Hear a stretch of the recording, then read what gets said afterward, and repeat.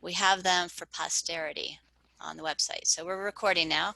Well, welcome everybody, and we have a pretty good agenda, although maybe with just a few of us we'll actually be able to make it through in less than 3 hours. So let's just go ahead and go through introductions. Here's just some meeting instructions. Seems like we're okay with cameras on right now. If we start to lose connectivity, then we can turn off cameras, but for now we can leave them on. But here's the agenda. We'll go through introductions. We'll talk about the September 10th meeting notes. We'll talk about the survey and then a postcard mailer that I hope you'll get soon. We would like to review the vision statements. And then we're going to just jump into this issue summary. So we'll talk more about that when we get to it, but that's going to take up a lot of our time over the next month or two, and then we'll talk about the schedule and some outreach planning. So this is pretty much a working meeting. Let's go through the welcome and introductions. Harriet, hi. Hello, Harriet Young, Girls Ranch Road. Dave. Dave Browning from Doney Park, and been here 14 years. So. Yay. Cameron. Cameron Watson, Timberline area. Been here, I guess 11 years now. So. Oh, okay. And John Ruggles. John Ruggles, Planning and Zoning Commission, District 2. Been in Arizona, well, it's going to be 50 years here in just a couple of months or so. Great. Jim? Jim Clifford, District 4, Planning and Zoning Commissioner. Been in Doney Park for 25 years now. Wow, you guys have definitely got some history there. Who else? Chris, can you introduce yourself?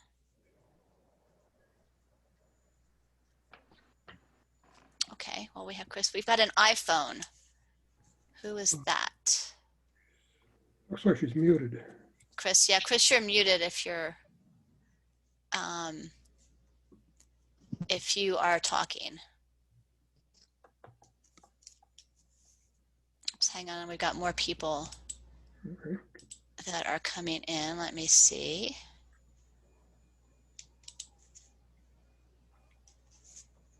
Who's the iPhone? Anyone there? And I thought I saw Sailor come in. Is Sailor, are you on?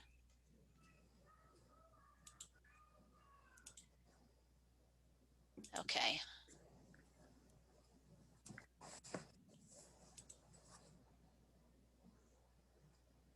Well, I don't know. Maybe people are having connectivity issues. We may need to turn off our cameras just so that we can make sure everyone has a connection. Did I miss anybody who's on the line right now, who's in our meeting? Me. Oh, sorry, Jessica. Jessica Simmons, county staff. I'm taking the notes. Thank you. Thank you, Jessica. All right, let me just see if there's anybody else waiting. I don't see anybody in the waiting room. Okay, well, let's move on then. And so we wanted to talk a bit about the survey. We've already talked briefly about it. It went live on October 1st. And so as of today, we had 160 responses. So just thinking about that for a second, we estimate there are about a little over 10,000 people living in Doney Park, Timberline, Fernwood. But remember, we were asking that these be submitted one per household. So estimating about right around 3 people per household.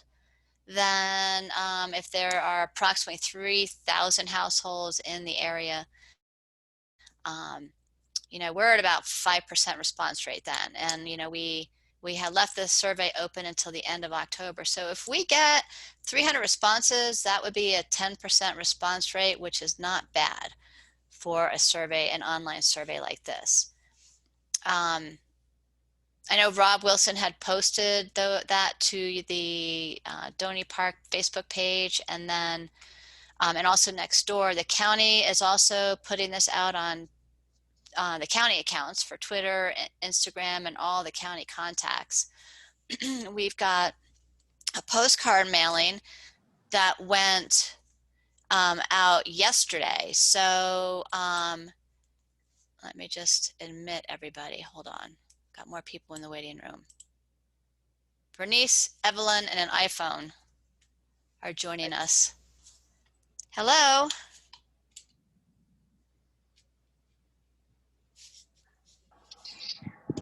Bernice and Evelyn, are you with us?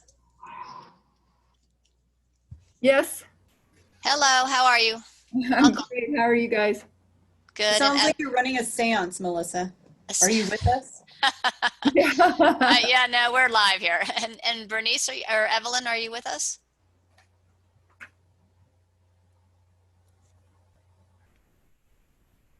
I see an empty chair. Okay. Well, she may be back. But back to the survey then. We also have some hard copies at the fire station on Cokefield Road, and there's a drop box there. So people that can't use the internet or have a hard time with it can go pick up a paper copy, leave it back there, and then I'll collect those. We'll enter them in manually, so they will all be tabulated with everything. Yeah, so hopefully the postcard will get to your mailboxes by the weekend. If somebody gets that, if you could let me know, then that would be I got mine already, Melissa. oh, you did fast. Okay, great. Pretty, it was very nice, very nice. Great. All right, so that's good to know it's out there. And actually, so that's the survey update. And actually, Jessica, thank you for reminding me. We did not talk about the September meeting notes, but let's just finish up comments on the survey and then we'll go back to the meeting notes from September. Does anyone else have any other ideas about how to get the message out there? Did she say my name? Oh, It's also oh, I'm sorry. And then the Public Affairs Office has also sent out a press release. So that should go to the newspapers, the radio stations, and all the other media providers that they have contact with. I paid my water bill today and I noticed they had, I paid online. So Okay.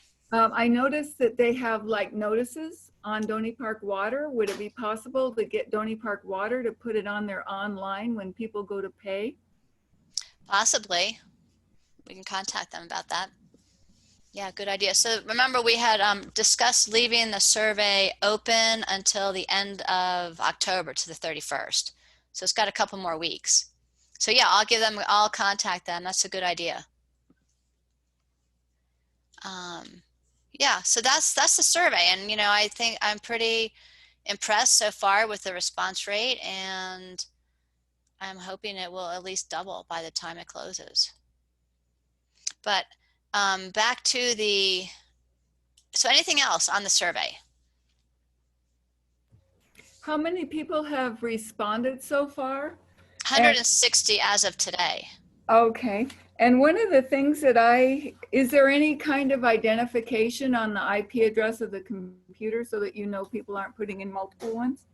Yeah, that's a setting. So that was already taken care of with the survey.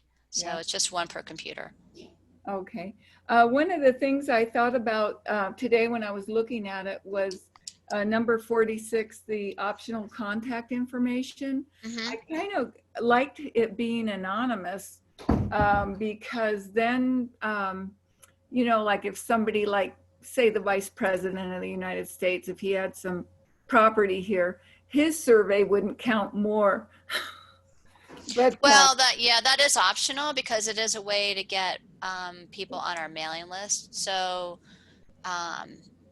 it's not tied to their survey responses. It's just for us to use to build a contact list. Does that make sense? great. That sounds good to me. Yeah, it's not going to be weighted any differently for somebody that, yeah, owns more property or something like that. So yeah. I mean, I have had a couple calls about it, and mostly positive calls. Just one comment was that it may not be October 31st, may not be long enough for people, but you know, it'll have been out a month by then. And I think any longer than that would only gather a handful of responses. So yeah, it's exciting. And so we'll have the results ready for the next meeting. So with that, let's go back and talk about the September 10th meeting notes. Did anybody have any comments or changes to those?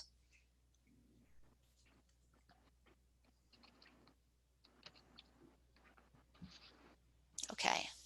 Yeah, nope, I did not read them, and they look fine to me, so. Okay. Thanks again to Jessica for such excellent meeting notes. All right, we'll move on from that then. And then just again, thank you a lot to Dave and Brian and everybody who, I mean, you all worked really hard on thinking through those survey questions. So that's pretty rewarding and exciting. And I'm looking forward to sharing all those results with you.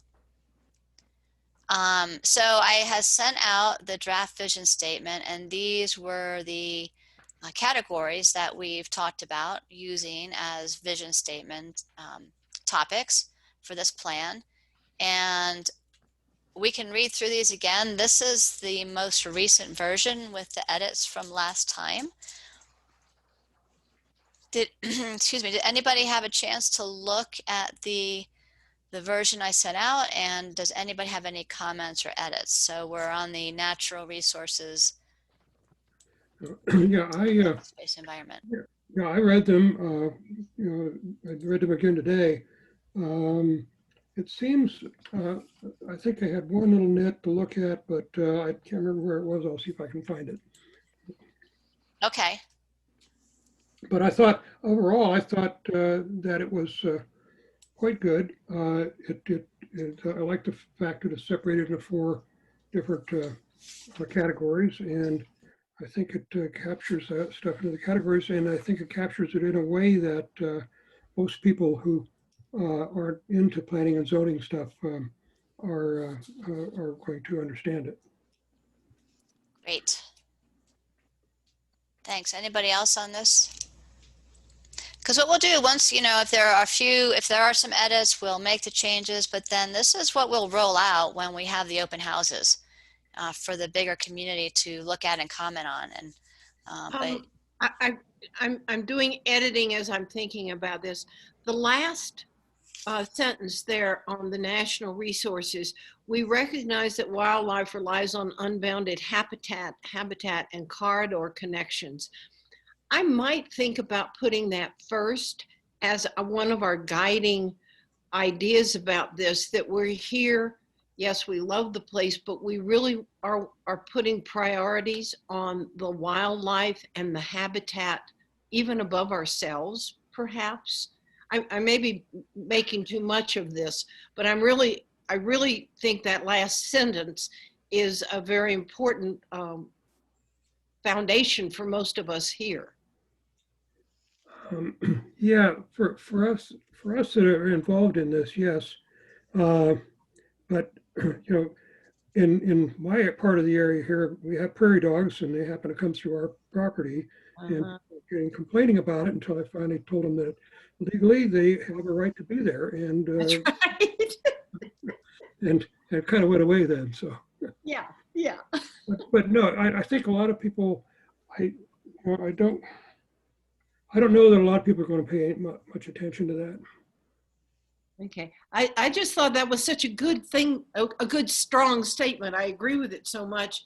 And it does mean that we are prepared to sacrifice a bit. I guess that's what I was particularly impressed by, is if we do recognize that we want to enhance and protect them, it means we have to sacrifice. And I don't know, but that might be a thing to mention. that involves some sacrifice on our part, and maybe you don't want to live here if you have to make that sacrifice. That's a kind of ugly way to say it, but anyhow, I did like that statement. I, I think I think maybe I wouldn't put the whole sentence at the beginning, but I think the first one there is good, and we could we've got biodiversity, flora and fauna.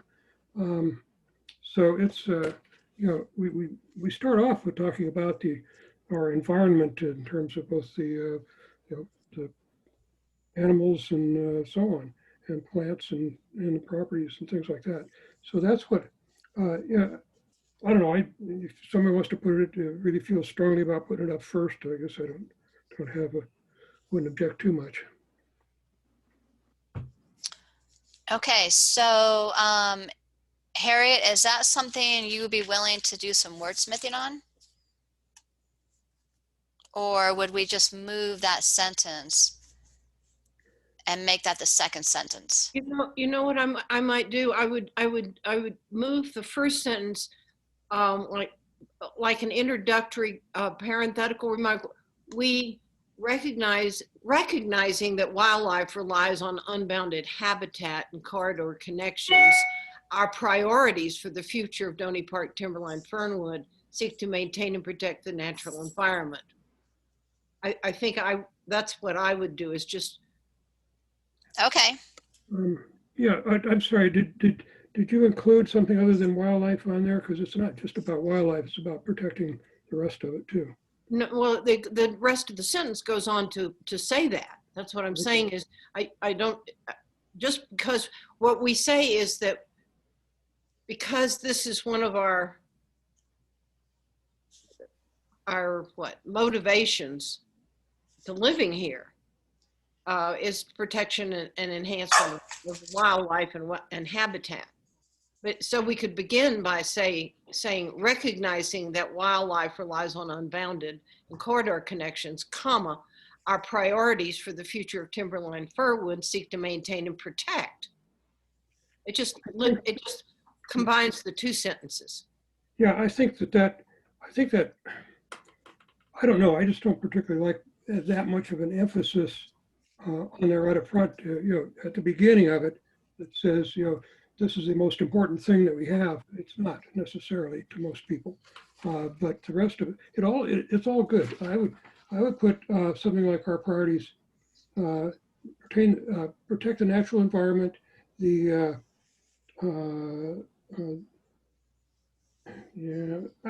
I don't know. If we want to go into it that deep, I think it belongs down further in the paragraph. Otherwise, it should be treated equally with things like natural environment resources and open spaces. Okay. So what we might, what we might want to do then is, it's a matter of, I guess, refining this, but the idea is there. And, Harriet, if you would like to do a little more wordsmithing, and we can bring it back. I would like us to get to a place where we're happy with the wording of it, so that we can move on. Because we've got a lot of policy work to do as well. I think with all these, I think it's good to stay broad in the first sentence. I think you funnel it down. First you go your broadness, and then you funnel it down, which just does perfectly. Yeah. I guess I was thinking that linking the two things, it's why we encourage some of the things that we do, and have it at the beginning rather than the end. But it's probably, I think you're probably right. Nobody else is going to get that involved in the parsing of it. I mean, we could put this last sentence right after the second sentence. We value biodiversity, and then that ties that together. And then the second theme, or the next theme, is access to forest land. So would that elevate it enough? That does. And what it says is our values, and then how we're going to try to carry out those values, operationalize. Okay, so we can elevate it by just moving that up and making that the third sentence, number 3. I think that works. Happy, make me happy. Great. we'll have a chance to come back to this, but we do have a lot of policy work to look at. So if the foundation is there, we can continue to refine it. But that's a good catch there. All right, can we move on from this topic then and get to the next one? Sounds good to me, Melissa, and I've got a comment for you on that. Okay. I think this one was, I think the vision statement is quite good as is. Melissa, what I would like to say here is that you've done an excellent job, I think, of taking some comments that both Don Walters and I on the commission have had about the varying character of different parts of Doney Park. The sentence beginning with our community character is just perfect because it addresses the fact that we have some very distinct neighborhoods and distinct, well, almost regional differences within the area plan. And that really sets the theme for what we do with the design review part of this as we get down towards the end of the area plan, because it recognizes that we have some very distinctively different parts of Doney Park, and that I think is very good. So you did a terrific job with that. Well, I got it from you guys, but thanks. So we're on now community character and values, and this is a pretty broad topic, but so did anybody else have any thoughts on this vision? We've had some discussion about it and how inclusive it really needs to be. Just from a planning standpoint, I think that's very important because it really sets the theme for the guidance that the rest of the area plan is going to provide when it comes to Planning and Zoning Commission staff, Board of Supervisors, and how we proceed with, say, rezonings or use permits or commercial development. It is interesting, for me as staff, and also I don't live out there, but every time I go out and drive around, I'm always impressed with the diversity. That's the first word that comes to mind. There's so much different architecture there and styles. It's really very interesting. I enjoy going out there. We did a parade through Doney Park for one of our candidates, and there were people who had never been in Doney Park before on the parade, and it was a wonderful introduction for them. And Doney Park has a bit of a reputation when you get downtown to Cherry Hill, and the people don't realize just how many little nooks and crannies of charm we have. So maybe we need a little PR when we get through with this. Come visit Doney Park. I was really glad we had done it. So anyhow, yes, we do have community character. Yes, you do. So any other comments on this part of the vision statement? Looks good to me. Okay. All right, let's move on then. The next one is... This is Bernice. I was wondering about that last sentence that says, we embrace opportunities to access and introduce travelers to places and landscapes north of and beyond our communities, such as Native American nations, national parks and monuments, and geologic wonders.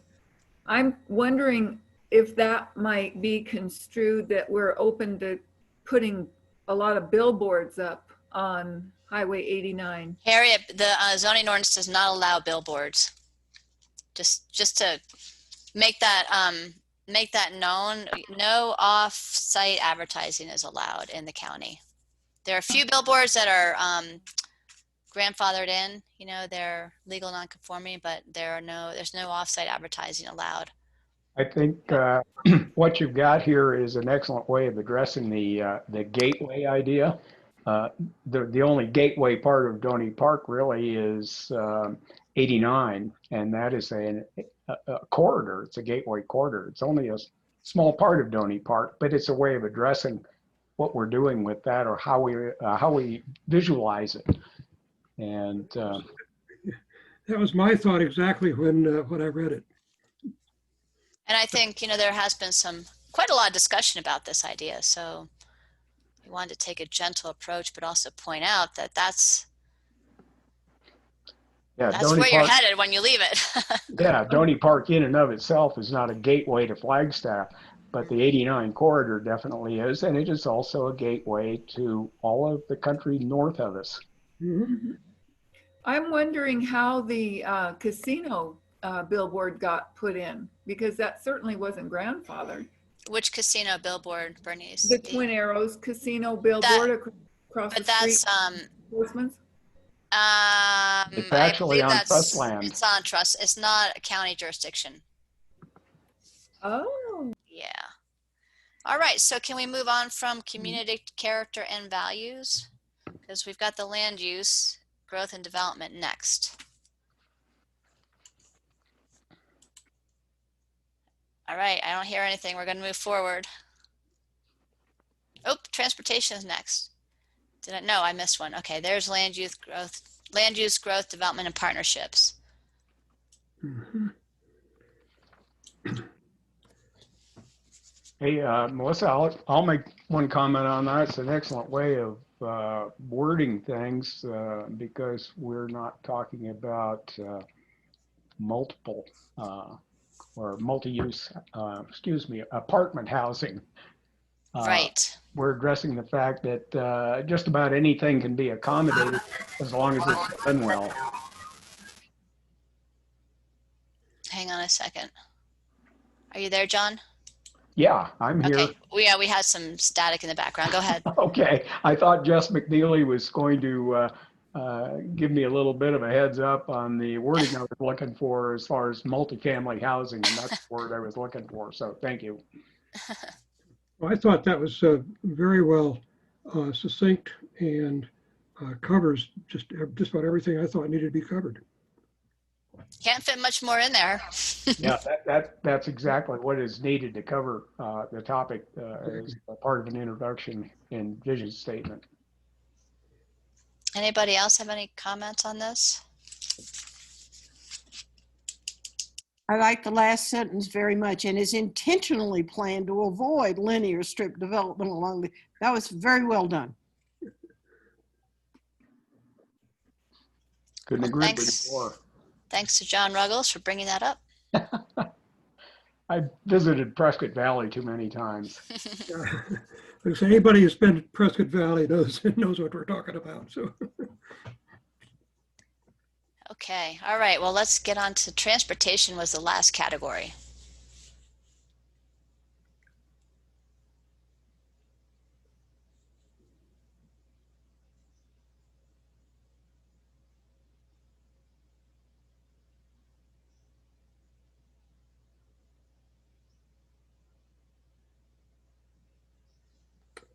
Any thoughts on this? This is, again, pretty inclusive of every topic we've talked about.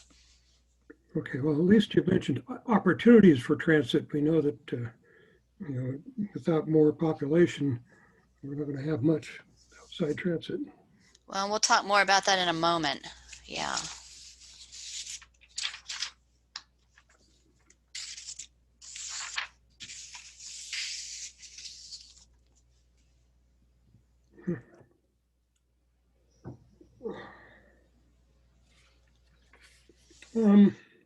I guess the thing that just caught my eye was this one talks about what we have, not our vision as much, what we'd like to have.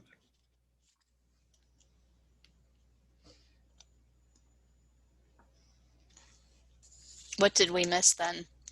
Well, I mean, the rest of it is planned growth and maintains and so on, or influenced by cultural blah, blah. And this one basically just describes what we have. It does in a way, and also about maintenance, which is a big part of the future. And, you know, as we've heard from County Public Works, continued funding is extremely important to even maintain what we've got, let alone building new facilities. So I think it talks about it. says our future envisioned transportation corridors that are safe and accessible for wildlife, motorists, and all non-motorist users. I think it talks about that there's potential for future But we can't I don't think we could specify anything because like you're saying, that's a funding issue and population issue and everything else. I think that leaves it broad enough.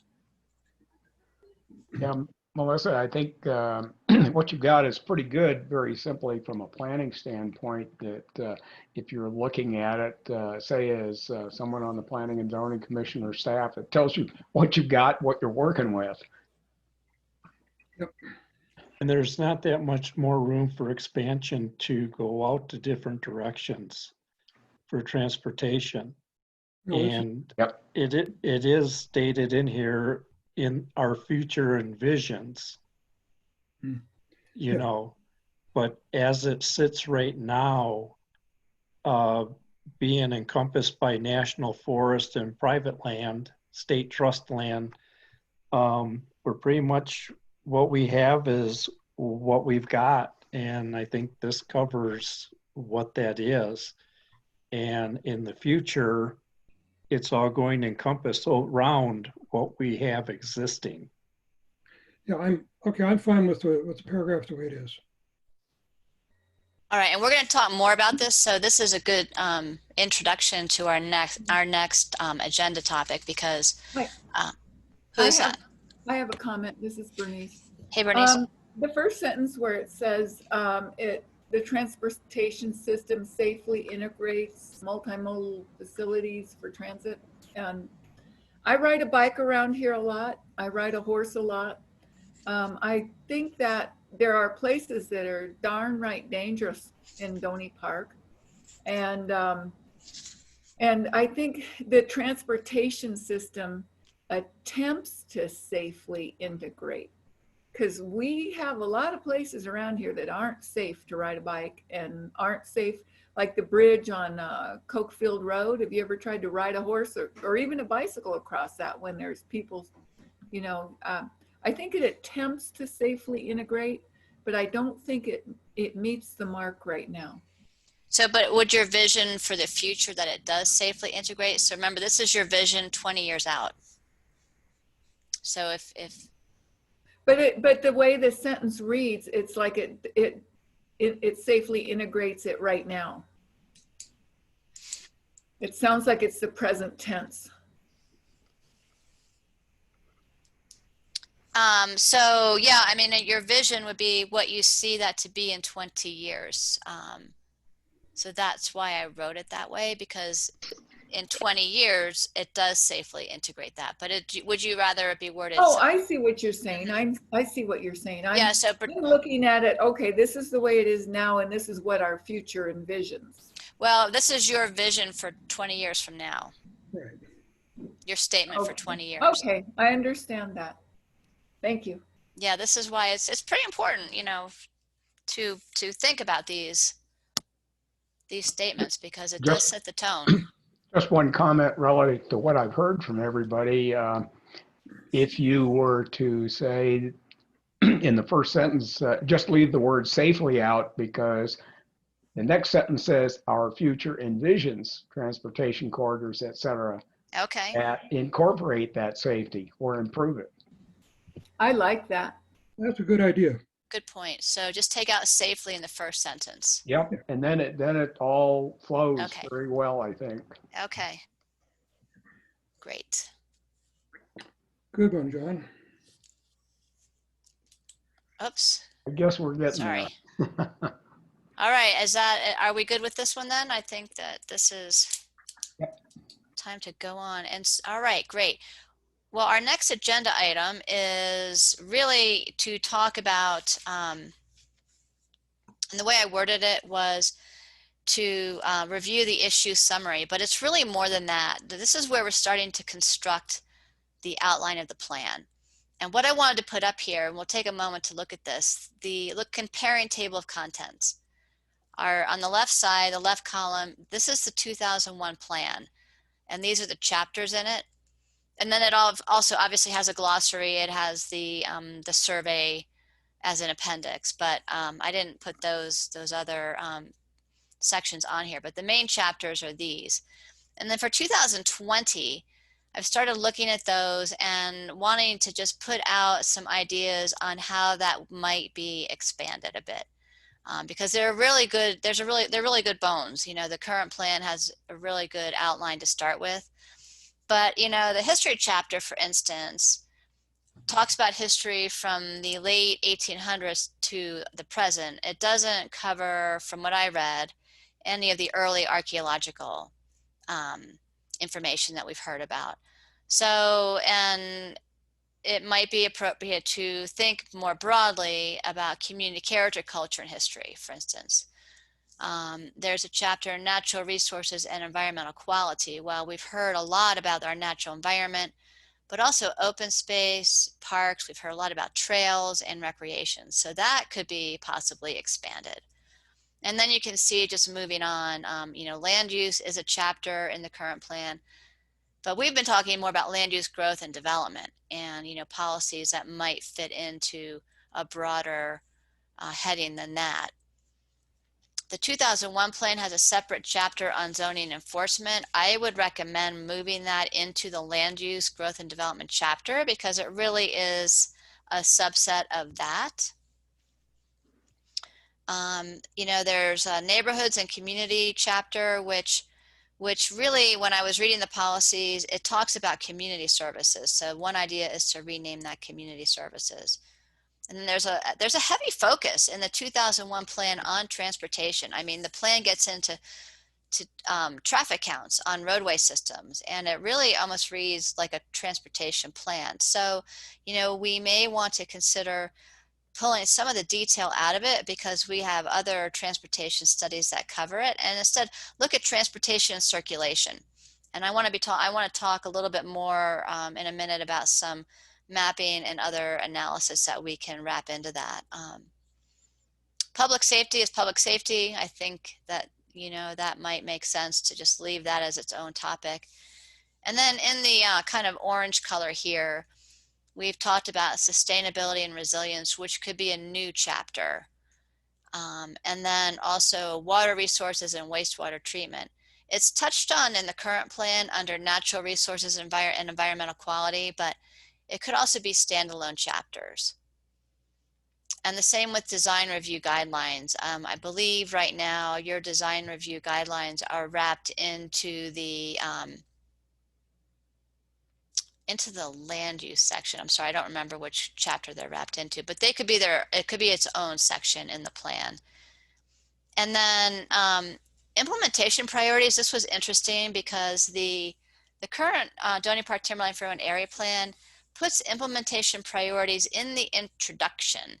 And what those actually mainly dwell on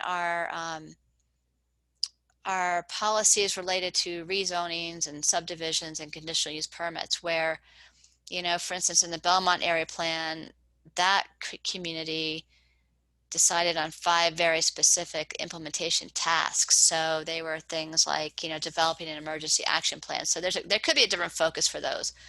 So I wanted us to start thinking about constructing the plan itself. We're gonna, the next several slides actually get into these in more detail, where we'll start to look at the existing headings, subheadings, and then talk about some of the newer issues that have been brought up, because what we'll be doing the next couple meetings, we're going to be diving deep into the policies. So there are a lot of policies that we'll need to look at in the existing plan and see how we want to modify those. So any thoughts on this? This is all open for change, but these are some initial thoughts that I had taking a look at the table of contents. Frankly, Yeah. I like it a lot. I like the whole thing right there. I don't see everything makes sense to me. Okay, I would echo Dave's thoughts on that. And I think one of the things, of course, that's an issue with me, and I had a nice conversation with Liz Baldwin here about a week ago on this relative to zoning and zoning enforcement and what's in the current area plan. I had reason to look at that in light of what is in the Kachina Village area plan. And I think the way that is addressed there is, well, a much better way to do it. And what Liz related to me was something that made me think about this quite a bit. She said, well, rather than getting zoning enforcement involved, enhanced zoning enforcement is a goal. No, she actually approached somebody that she thought was violating the code, and eventually got the problem worked out, which is the kind of thing that it alludes to, but it doesn't exactly state it that way in the Kachina Village area plan, but it's getting a lot closer to what you want to put in there in terms of, hey, try to work it out first, see if there's a possibility to do that with someone who might pose a problem that you think is existent before you try to go to community development and code enforcement to get it done as a part of what we want to see in the future. Some people regard no matter what in terms of code enforcement is heavy-handed, no matter how it's interpreted as a let's get compliance rather than punishment. So I think it needs to be treated a little more lightly in the upcoming revision of the area plan. And it's a land use issue.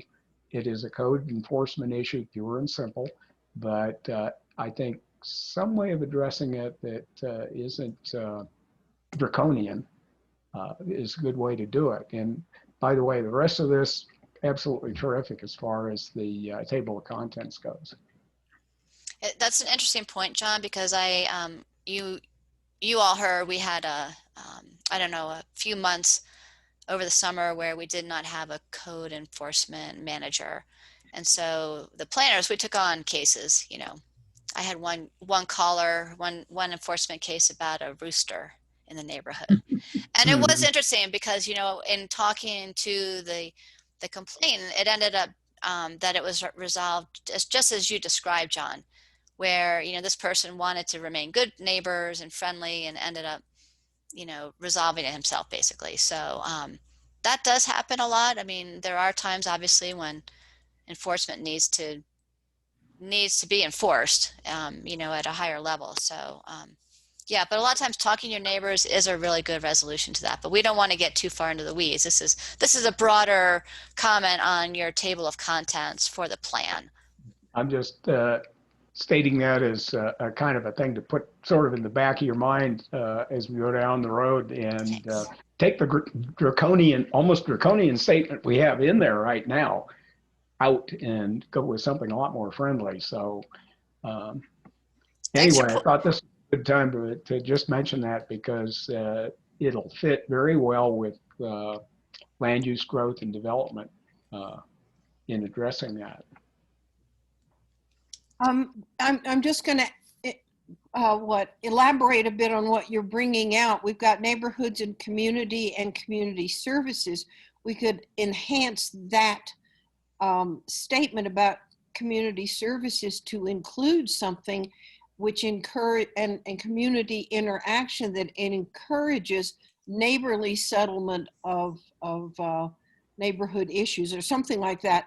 Our neighborhood works together. We meet together. We are in emails all together. It's that ideal thing that we talk about, community interaction. And it could be something that we add in here as a way of being conflict resolution before you get to conflict. Maybe you'll give some seminars on that, Harriet. Yeah. Very good way to do it. We've done such a good job. I mean, it's just a handful of people, right? So it's not that we have great diversity, which helps, but we really do communicate with each other.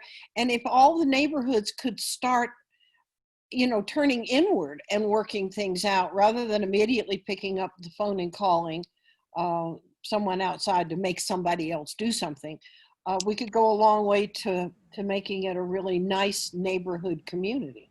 And that might be something to think about for the implementation priorities. We'll talk more about that in a bit. Okay. Just you know, yeah, but hold on to that because, you know, All this sounds great, but I kind of think that the role of government is like public safety and codes and, you know, enforcing laws and things like that. Why would we even need a code enforcement department if we're going to tell everybody to go talk to their neighbor. And we've tried that in our neighborhood a lot. And there have been threats, and there have been people that have felt in their property was in danger, and their families were in danger. And that's, you know, not everybody is really nice. Yeah, And I hear you. yeah. Yeah, yeah.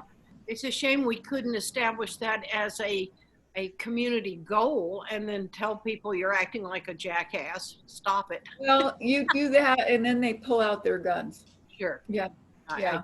I And hear you. we've got ongoing.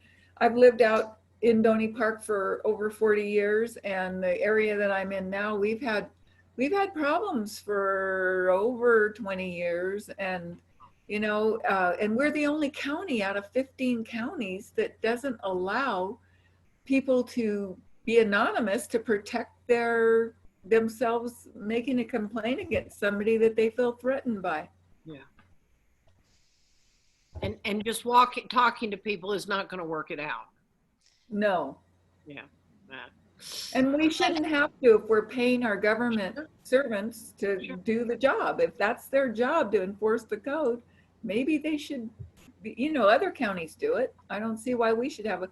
And we're getting bigger and bigger. When we were smaller in Doney Park, it wasn't such a big deal, but we're getting so many more people out here, and we're getting Airbnbs, and there's a lot of strangers out here. And Yeah. and if they, you know, if the marijuana initiative goes through, God knows what, you know, is gonna, well, I shouldn't even bring that up, but you know, that's a if.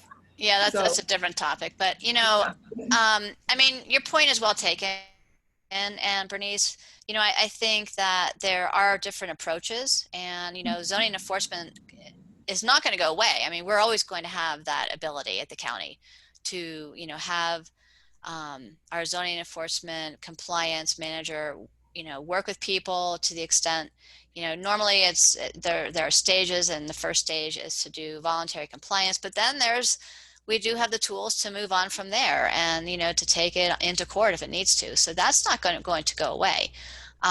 You know, and it may be that there are some neighborhoods within the community that are more amenable to talking things out. Others, it sounds like, are not so easily resolved that way. So that's where code enforcement will, you know, will help. But you know, the anonymity issue as far as zoning enforcement, that has changed somewhat with our online system now, just so you know.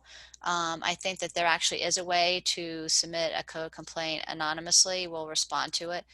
But, you know, that is something we need to keep in mind, that with the area plan, zoning enforcement, you know, we can bring up the issue that there are pockets possibly of Doney Park that need extra help, and you know, write some policies as to, you know, how that could be supported. But you know, we're not going to get extra funding, for instance, through this area plan process to get new code enforcement officers. That's a bigger issue, just to keep that in mind. But your point's well taken, and it sounds like we need to think and maybe finesse some language in there so it's clear that not everyone is affected in the same way.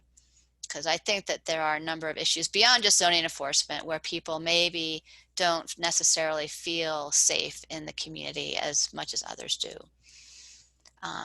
But in general, and again, on the kind of, you know, this bigger picture table of contents, we can come back to it, but this was an initial outline that I wanted to put out here to see if there was any major miss or any major changes that you would want to see right off the bat.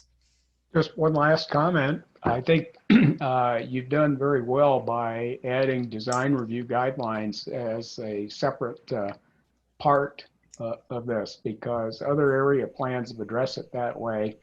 And I think it's really needed to nail it down for Doney Park, given the great diversity of the different areas of Doney Park in that respect. I know I'd certainly appreciate seeing something like that, say when we get a rezoning, subdivision, anything like that at the Planning and Zoning Commission level. So we'll have to look at that and see if, you know, because there are existing design review guidelines, and we'll look into that to see if it needs some beefing up. Yeah, you've got, of course, the new Belmont area plan, but I think it's fairly well addressed in the Ahwatukee, in the Kachina Village area plan. Oh, okay. All right, we'll take a look at Kachina then. All right, well, let's move on then to the next exercise here, and then keeping in mind this outline of our table of contents. If we start thinking about community character, culture, and history, what do we know about that? Well, kind of thinking about the issues we've heard about. We've heard about archaeology, history, and culture. We've heard about design review overlay, and then goals and policies. So these could be possible subheadings to this chapter. And what we've heard through the meetings and through the presentations, how do we protect archaeological sites? Is education and interpretive effort something that would be promoted by the area plan? I put down surveys, meaning archaeological surveys. We heard from Peter Pillis that the Forest Service has a lot of information, but there are maybe not a lot of surveys on private land. We've heard from you all. I went back to the meeting notes. You all had talked about we could refer in the plan to laws that do protect the sites, mainly the federal sites. Federal lands are primarily going to be the sites that get attention, but the area plan could also have policies that point to those for subdivisions and other types of rezoning projects, things like that. And it's interesting because the current plan doesn't have any goals or policies related to historic structures or archaeological sites. So this was an opportunity to think back to the presentations, think back to some of the comments that you all have made about this topic, and what have we possibly missed, and what we need to focus on when we start developing these goals and policies. And I did also want to mention that this is also part of that asset mapping exercise that we've been trying to get rolling. I know it's been difficult because the website hasn't been very cooperative, but with community character, your assets in Doney Park are part of your community character.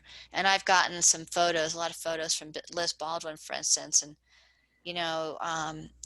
you all know your area much more intimately than planning staff ever will. So that was why the asset mapping was an interesting exercise. I also want to mention that we and I do want to pull up the map in a second, but we've been working with our GIS department to refine our area plan map, and they've pulled in these USGS place names as points on a map. And that's actually quite informative, and it could even be expanded further with your assets that were identified. So before I pull the map up, though, I just wanted to let you all think about this as a chapter and issues that we would want to address as through policy statements. Can you send, when we're done with this, can you send these out so that I can refresh my memory of what we're looking at now? Absolutely. Send out the slides, you mean? Yeah, the slides, yeah. Absolutely. Mm-hmm.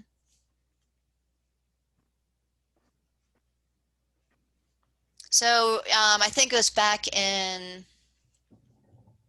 February. It was a first meeting. We were at the fire station on Cokefield Road, and Peter Pillis with the Forest Service gave us that presentation about, the cultural history in Doney Park, Timberline, Fernwood. And if you remember, he talked about there being on Forest Service land alone, they had identified 13,000 ARC sites within the planning area, and that did not include the private land. So, and my dog is in the background commenting.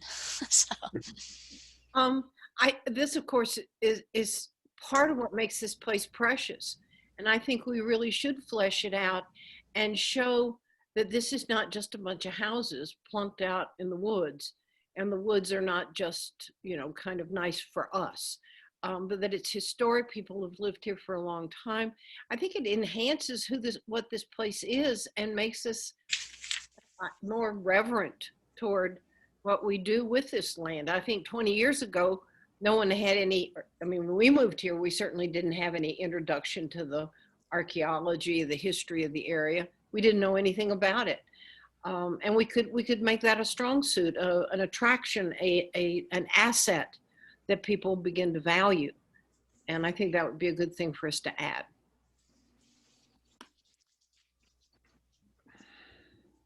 Okay, so we've got several more, obviously, headings to think about. I will send the slides out, and then, what we'll be doing in the next couple meetings, we'll be looking at policies. So we'll put together draft policies in relation to this chapter that you all can look at and decide if those resonate and if they cover the topic. So yeah, this does take us back several months, but that's why we have the meeting notes. And if you remember, all the meeting notes are stored on our planning and zoning website, but I'll send you that link as well, again, in case you want to refer back to those. Any other thoughts on community character, culture, and history as a chapter?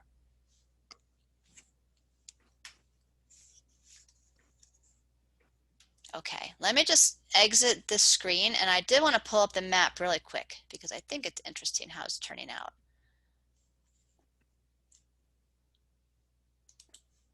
All right.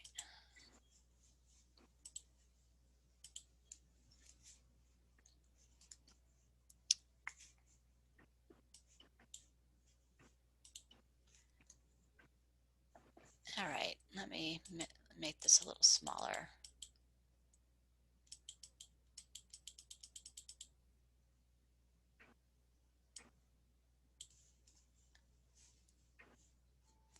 Okay, can you see the map? Is it visible now?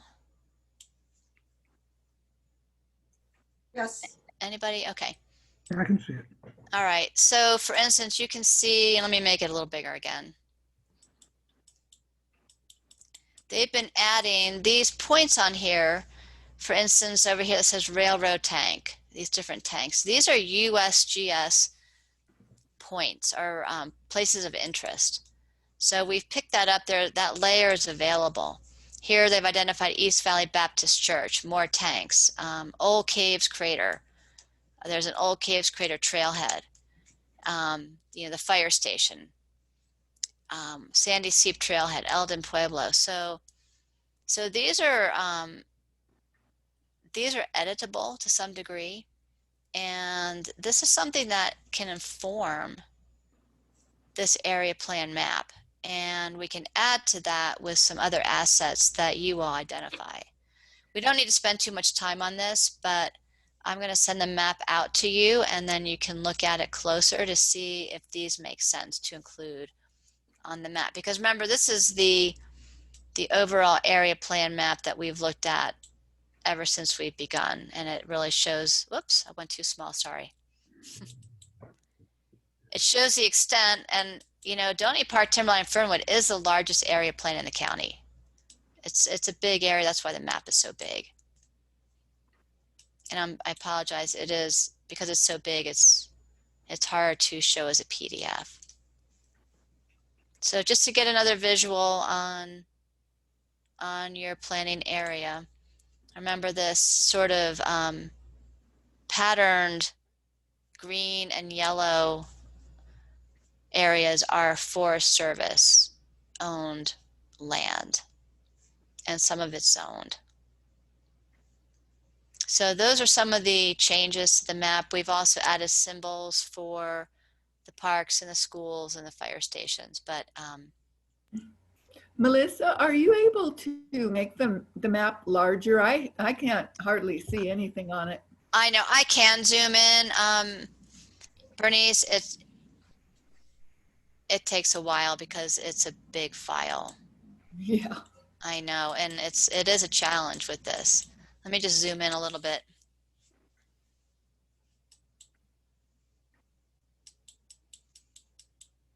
I didn't want to spend too much time on this, but I did want to show you these USGS points. Yeah, that's quite interesting. So. And so you can see, for instance, right here, they've called out Doney Park, and I don't know why that point is there, but Doney Park was at some point a a place that they have picked up. And then here we've got the fire station and here's the Peaksview Park. Here's Cromer Elementary School. So these are new labels that have gone on there. But I'll send this to you all, and then you can zoom in and out and let me know what you think. Melissa, this is Evelyn. I was just wondering, in that map, where all those solar panels are, does that have any kind of specific name or? Oh, the APS, yeah, it does. I don't think I haven't seen it's not labeled on this map, but we could label it. That's a good point. Then also I think it's the AT&T that's over there on the west side of 89, kind of across from those solar panels. Oh, right. So, and I do want to talk about some other maps that we're going to be working on. So, we do want to put together a public services map, and that's where those should go. So if you could remember to bring that up in a minute, then we'll add that to the list. Yeah, right. That'd be great. Okay, yeah. All right, let's get back to this. So that map will be obviously in the plan, and we'll try to make it so that it's somewhat visible, at least at an 11 by 17 size. So the next chapter was this natural environment, open space, parks, trails, and recreation. These are the current headings in the existing plan. Physical character, water quality, air quality, national forests, light pollution, aesthetics, weeds, trails, park, wildlife, and then it's got goals and policies. Let me do the slideshow so you can see. And some of the newer issues that have come up that maybe are not addressed in the current plan are the idea of migration routes and wildlife corridors, how to protect those. We've talked about signage, enhance the habitat, using low impact development, and wildlife friendly fencing. There was a conversation about understanding the elk counts and collisions on the road with animals. There was a question about wolves being reintroduced. The prairie dog perception, that's been brought up as a topic because, as Jessica mentioned, they are I believe, a sensitive species, but they're also not well loved by everyone. So that might be something to address. And then linkages and access to the forest. I'm sorry? When you get to the prairie dogs, get me in on it, because we have the most of them in our part of the park. Okay. So that's something to think about. And then, dark skies, it is addressed in the current plan. It's called light pollution. But, now it's more commonly known as dark sky awareness. And then you all talked about doing more education, talked about the economic benefits of being a dark sky community, possibly maximizing on something like astrotourism, I think somebody mentioned. So these are some of the newer issues that came out of the different discussions that we've had on our natural environment, open space. Just one comment on that use of the word education. Some people really kind of get rankled when they see the word education, and their thought is, you want to educate me, do you? So it's not appreciated sometimes. Okay. And I think I've talked to you about that before relative to the upcoming issues in the ordinance dealing with this. One of the things that I heard from a planner in Pinal County was that education didn't sit well with some of the ranchers there. And he said what they finally hit on was telling people, well, wouldn't you like to see the same sky that your great grandfather saw when he came to Arizona and settled there? As a way of putting it, rather than just saying, we need to get you some education on this. So okay, that's a good point. Just something to think about. Thank you. And the astrotourism aspect is for real. You wouldn't believe how many people there are out there that are in their 40s or even 50s who have never seen the Milky Way until they come to a place like this. Yeah, instead of education, maybe information.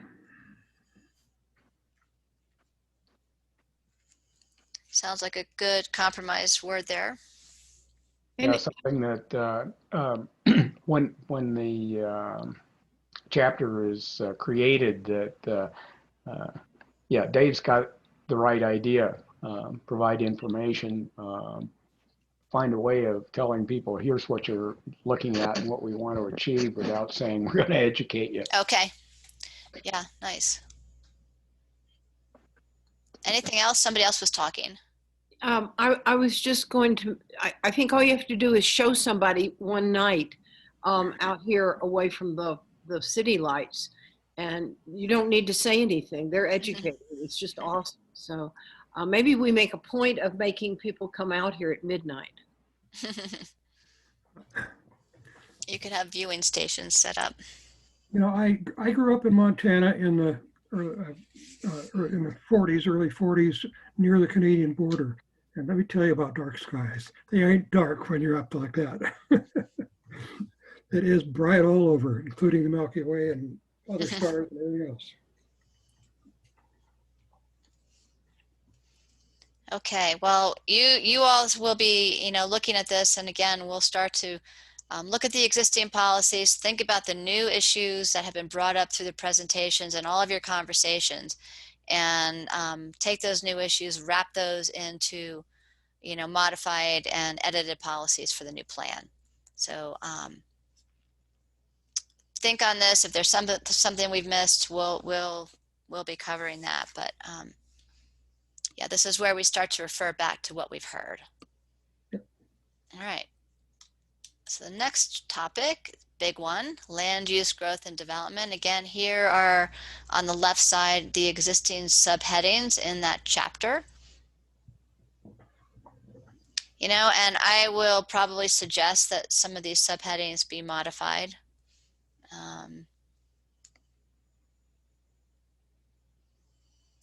But for now, I wanted to think about the new issues that have come up. And, you know, we have heard an issue. Do we want to promote business opportunities such as tourism and other economic opportunities? You know, is that important to address through land use growth and development, as well as the new housing options and affordability? And I put in there consistent with wages. If you remember, Chris Pastors, our economic development manager, talked about the Fry project and, you know, the average wage of those employees and where they need to live, and if that's something, and you all address that in your vision. So that's something that has been forward thinking about in the next 20 years, you know, having more housing options to, you know, bring more people into your community. We've also heard, how do we address the increased traffic? Well, there's only so much really that an area plan can do to address that, but it's a topic that can be somewhat addressed when looking at new big projects like subdivisions and making sure that the correct infrastructure is being built with those projects. Again, enforcement is a concern. You know, we've talked about the lighter touch approach where the area plan can focus on talking to your neighbor on education. I have heard along the ways some thoughts on volunteer efforts to encourage compliance. But then, as you know, Bernice has said, it may be more of a concern in other areas. So that's something to think about how to wrap into this chapter. And then, you know, as planning staff, I know the planning and zoning commissioners know that there are some existing land use policies about zone changes, only changing to planned residential development, and also policies regarding lot sizes that we'll need to take a hard look at to see if they still make sense for this area. And then I wanted to put out there the idea of considering if this plan would benefit from having a future land use map. And I think I mentioned early on that the Belmont area plan, they elected to, because there had been a future land use map, they elected to have one. And it was really pretty much taking existing zoning, looking at that, and deciding that, yes, that makes sense for the future. So that became their future land use map. Doney Park, Timberline, Fernwood, current area plan does not have a future land use map, but what it does have is the regional plan map, which could be considered a future land use map. So that's something that we'll talk about. Melissa, this is Evelyn. I'm thinking a lot right now about the promote business opportunities such as tourism. Mm-hmm. After going to, neighborhood meetings, block watch meetings and all this, and the sheriffs make it quite clear that Phoenix does a too good of a job of promoting tourism here to the point where it's causing us a lot of stress, as well as the enforcement people. So I guess promote business for tourism is a problem I'm having when I hear so many people having so many issues in this area because of the promotion from Phoenix about our tourism. So that's just a thought I'm having after going to a meeting, the Block Watch meeting, and just hearing so many people saying, I think the promotion of tourism is already overdone. Mm. And it concerns a lot of the people in the area.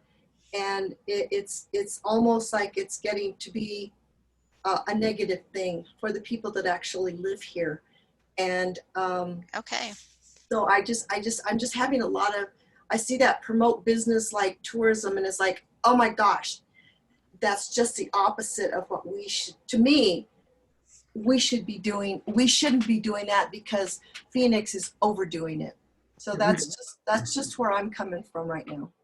Yeah, so I'd have to say that I have to agree with Evelyn on that, and just say if you're going to promote business opportunities and other economic development, that would be good enough, I think. But promoting tourism for Doney Park, I think, is a bit of a Okay. stretch. I don't think we should be stating it that way.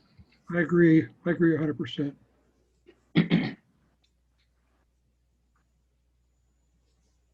Anybody else thoughts on that? Well, yeah, I have a different opinion on it. I think you're going to be victims to tourism whether you like it or not. I think that the focus of promoting is promoting it a way that we want to see it. I think right now, like you're saying, Phoenix kind of control over that, and the promotion is based on their side of what Flagstaff is. So I think that Doney, Timberline, Foothills just take kind of their own approach on what they want to see the tourism kind of consist of. So I think either are a victim of it or you're a victor of it, and you got to decide which one you want to be. Well, my thought is 14 years ago, I moved here because I wanted a nice place to live, and and I didn't necessarily want to be surrounded by other, quote, business opportunities. And, so it's, is this going to be a residential area, or is it going to be something beyond that? It is interesting because I did attend virtually the meeting that the Sheriff's Department hosted on the ATV issue. And, we heard clearly, and it's not just in your area, but it's all over the country right now, just an exponential increase in outdoor recreation. And, that may continue. And you all have Forest Service lands that are accessed through your communities. And, now that people have, quote, rediscovered the outdoors, that phenomenon is probably going to continue for a while.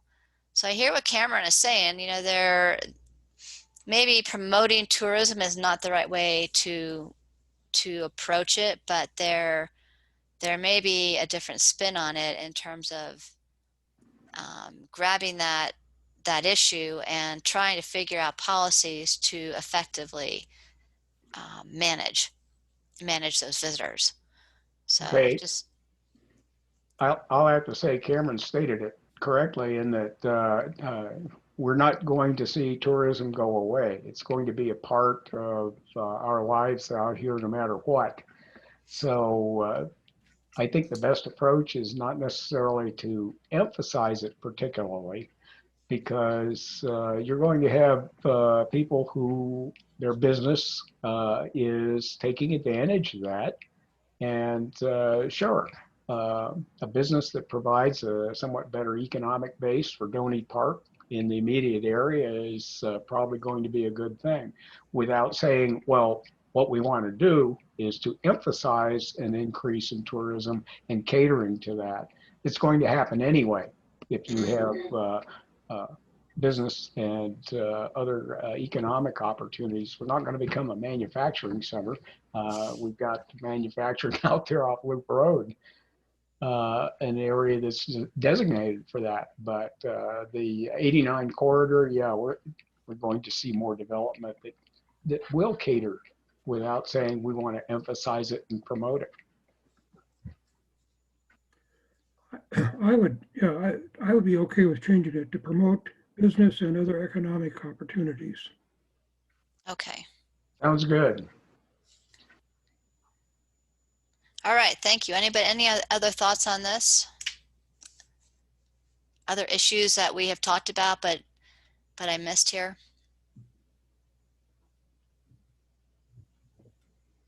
Okay. Did I hear somebody?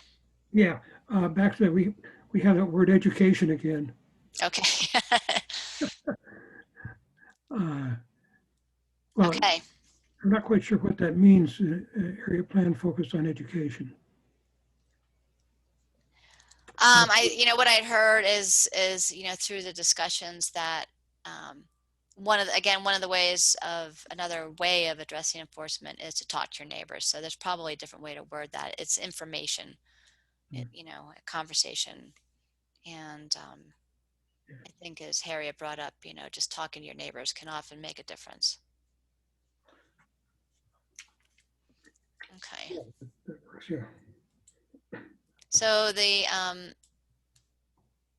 next chapter was community services, and this is where we talk about schools, parks. You've got an animal shelter, there's postal service, and then there's the nearby landfill, which is not in the plan boundary, but it's nearby, and there is traffic that goes out to it. So there weren't a lot of new issues that I heard in relation to these topics.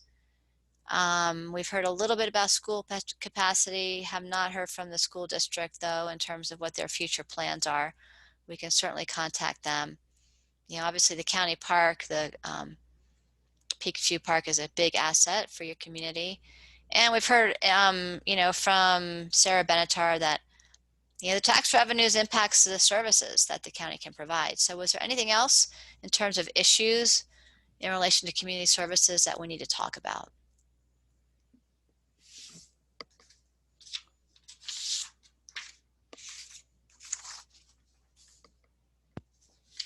None? Okay, great. Melissa, this is Evelyn again. Hi. I just have another question about landfill.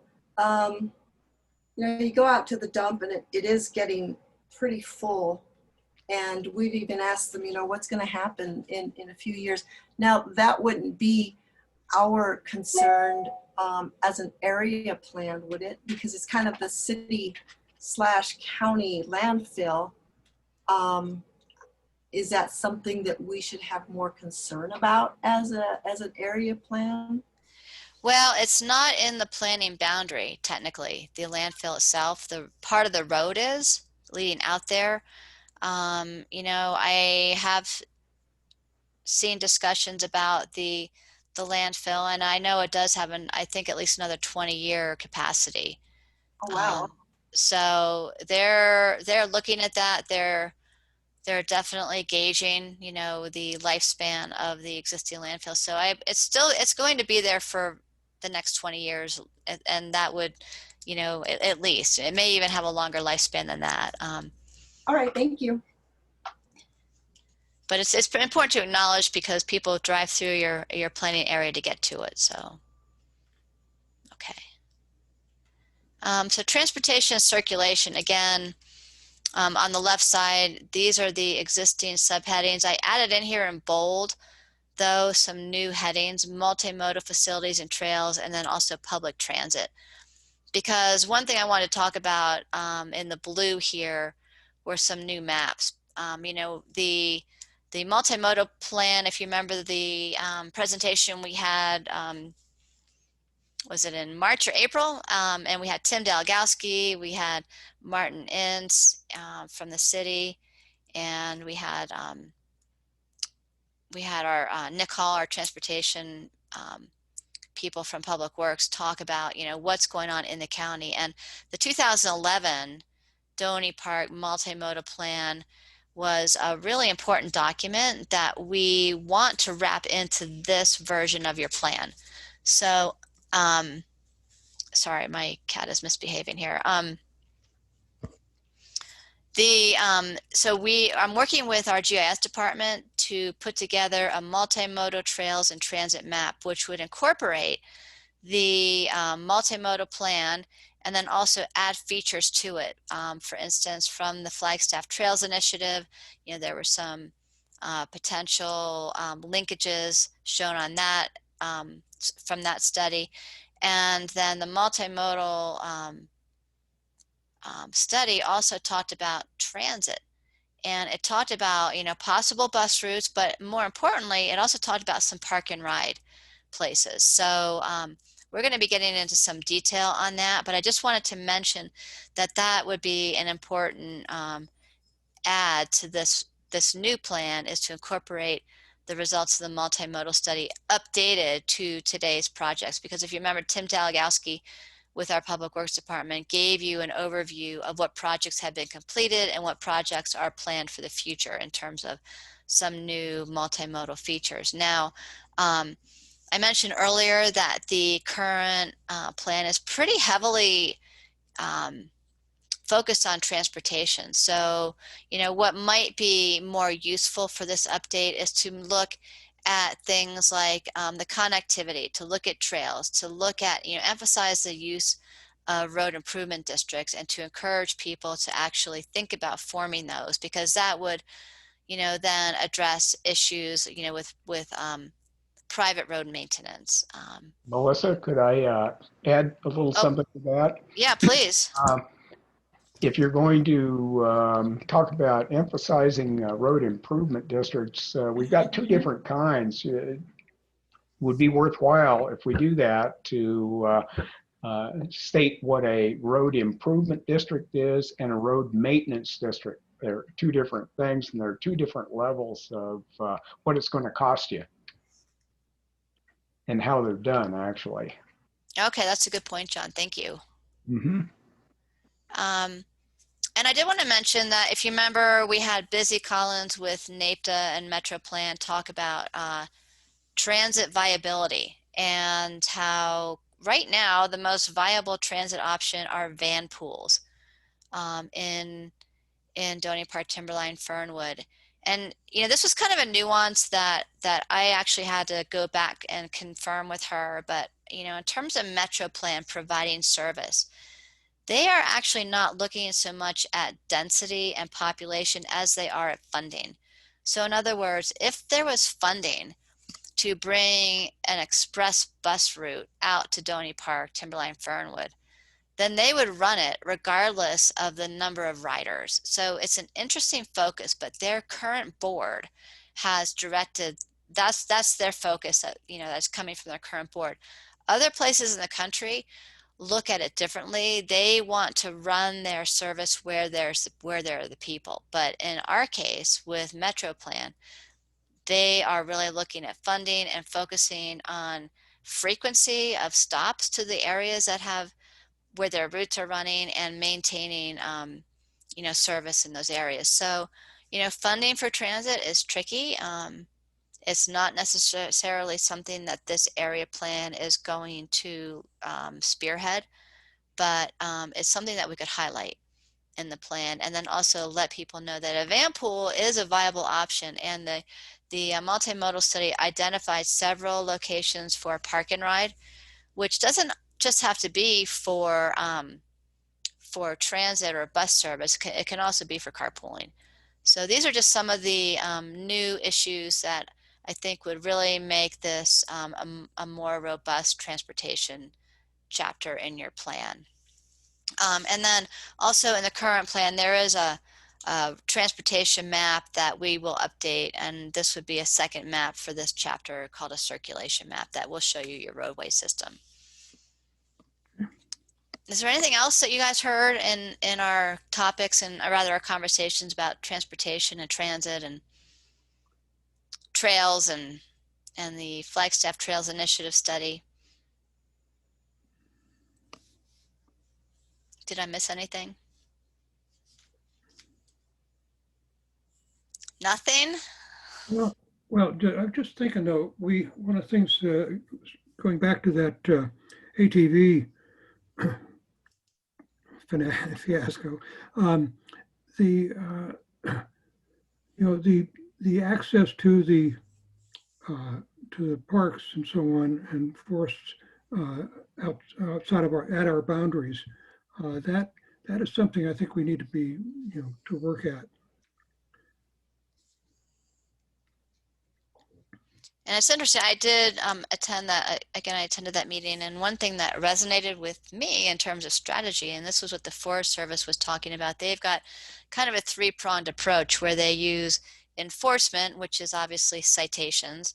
They use education or information, if education is not the most, favored word, but then they also use engineering. So they're out there, moving boulders, constructing barriers. I thought that was a pretty succinct way of stating how they're addressing some of those issues. So yeah, that's a good point, Dave. Anything else on this chapter topic? Because this is where we're really starting to form your plan and wanting to make sure that we're capturing the issues, because in the issues, most of these will then turn them into, where we can effectively turn them into a policy statement. Okay, on to the next topic then. Public safety. So currently your public safety chapter talks about law enforcement, fire protection, and then it has goals and policies. And it does seem appropriate now to talk about flood hazards and flood control, since the Schultz fire flooding has resulted in major projects going into your area.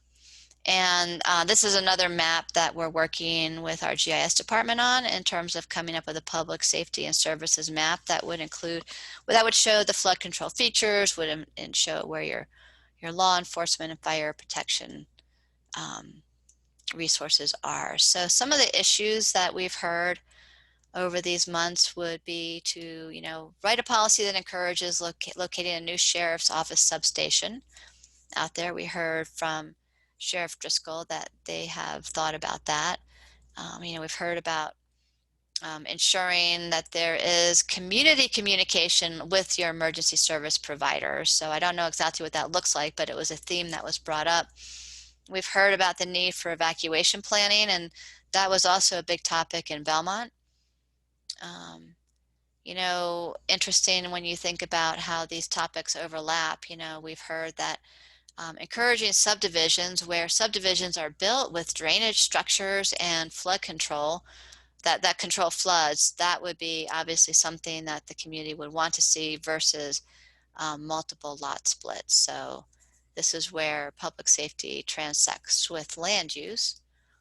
I think we heard from Doney Park Water Company that there are some issues with water supply and hydrants for fire protection.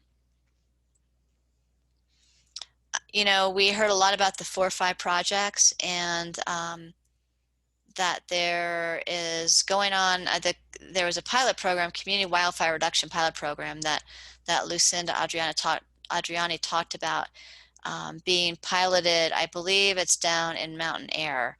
That was the initial location where they elected to test that program. But we've heard a lot about the 4 Fry, and I think in general what I heard was that this community wanted to support those efforts, even though it might result in more logging.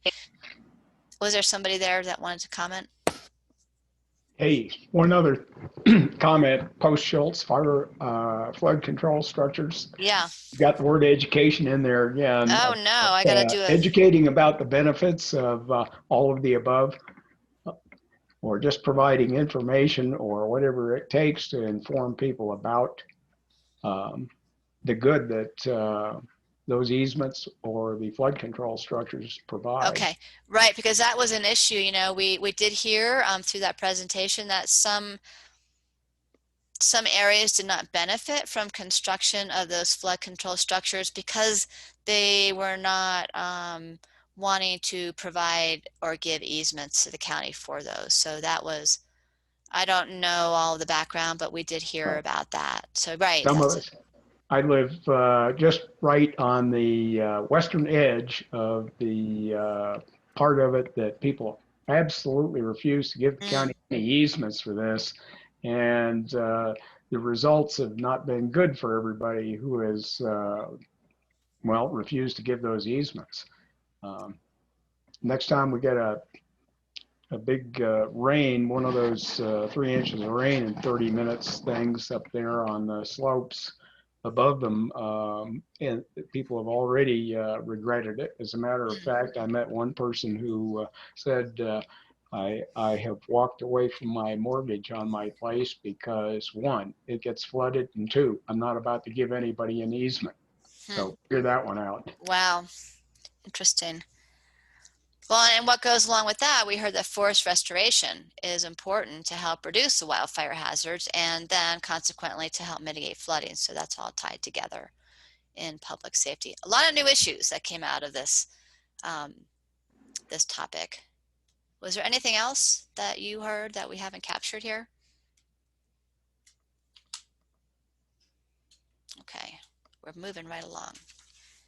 I know you guys are keeping right up. So we heard about sustainability and resilience, and this would be a new chapter, one of the new chapters.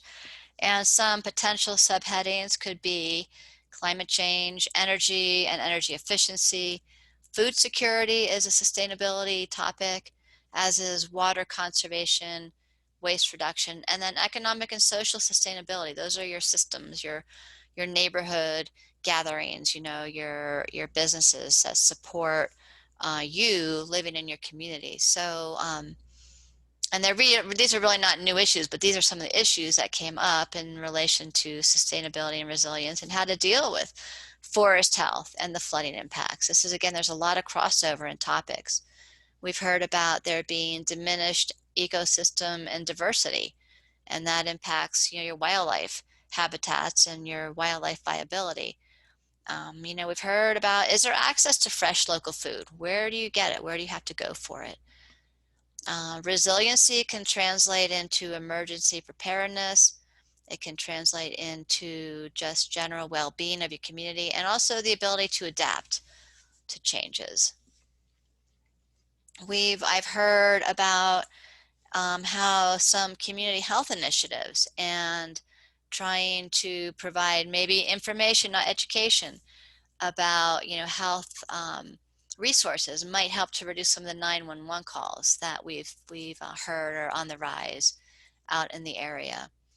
You know, we've even heard talk about using some of the EPA approved wood stoves because those have the catalytic converters on there and can reduce some of the carbon emissions and smoke coming out of wood stoves and make your neighborhoods a little bit more, you know, make the air quality better during the winter season. And then obviously rainwater harvesting is something that can do a lot to promote sustainability and water conservation.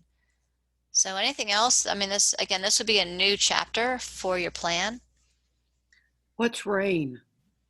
I know, I don't know. Ah, I don't know, I forgot. I just wanted to, your food security part. Kathy Russell, who used to own the stable out here, has had a bee in her bonnet forever to open up a farmer's market somewhere out here for local farmers, because we have people who overproduce for their own use. And this is something that she is just rabid about. So if you're, I mean, she certainly sold me on it, but it might be something that we could just start to talk about more within our neighborhoods where people are in fact growing things now. Mm-hmm. And we might start looking at, here's a way where you grow this, I grow that, whatever. But we could really emphasize that, and we wouldn't have to drive 10 miles into town to go to a grocery store. I'm just saying there are a lot of pieces that might meet in that area of food security. That's a nice idea. And then along with that, you know, the zoning ordinance does allow farmers markets, so it does take a little bit of work to get those approved, but it's certainly something that's encouraged. And yeah, that's a great point. Thank you for bringing that up. Okay, well, there's a lot to think about here, I know, but the next topic was water resources and wastewater treatment. And again, this currently is in your natural resources and environmental quality chapter. It seemed like it might be important enough to break it out into its own topic chapter. And we've heard about the domestic water service provided by Doney Park Water Company. We've also heard about wastewater treatment. And if you remember, Doney Park Water estimates in their service plans that Doney Park is nearly built out. And their infrastructure, their current infrastructure, may not be able to serve increased residential density. Now, I also heard them say that they have the water supply. It's not really a matter of water supply, but it's a matter of infrastructure. So, but that is a limitation in terms of new development. They also, sorry, who's Yeah, that was me. commenting? Dave, yeah, what it is that it's two things. One, it's a nonprofit organization, and two, to change the infrastructure, the size of the pipes and all that stuff, that is incredibly expensive and multi-millions of dollars. Right, exactly. Yes, thanks for clarifying that. He also mentioned that there was some concern that the reclaimed wastewater coming out of the Wildcat treatment plant may, but they don't know if it's true, but they are thinking that it could possibly impact their domestic water supply. But you know, that's not really something that the area plan can address. It's just something to be aware of. The Doney Park Water Company will have to do their monitoring in regard to that. And if you remember, we heard from David Monahan with the county's environmental quality department about wastewater treatment and how the soils in Doney Park, Timberline, Fernwood pretty much limit wastewater treatment, in other words, septic systems, to about 1 residence per gross acre. So what that means is then commercial and multifamily zoning, use multifamily zoning because that was the term he used. Hang on a second. Somebody's just joining us. Hello, Russell. Welcome to our meeting.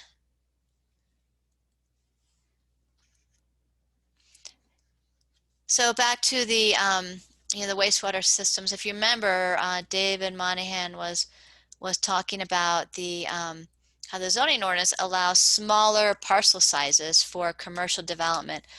Oftentimes smaller parcel sizes than what wastewater systems can treat. So in other words, if I think one of our smaller commercial zoning districts allow parcels down to 6,000 square feet, and by the time you get parking on there, a building, and then needing a separate uncovered area for the wastewater system, it gets really tight. So it's a limitation, but it's also a balance because, if we do want more commercial development in our activity centers, then that's something that we have to be aware of. Was there anything else that you all heard in terms of this topic?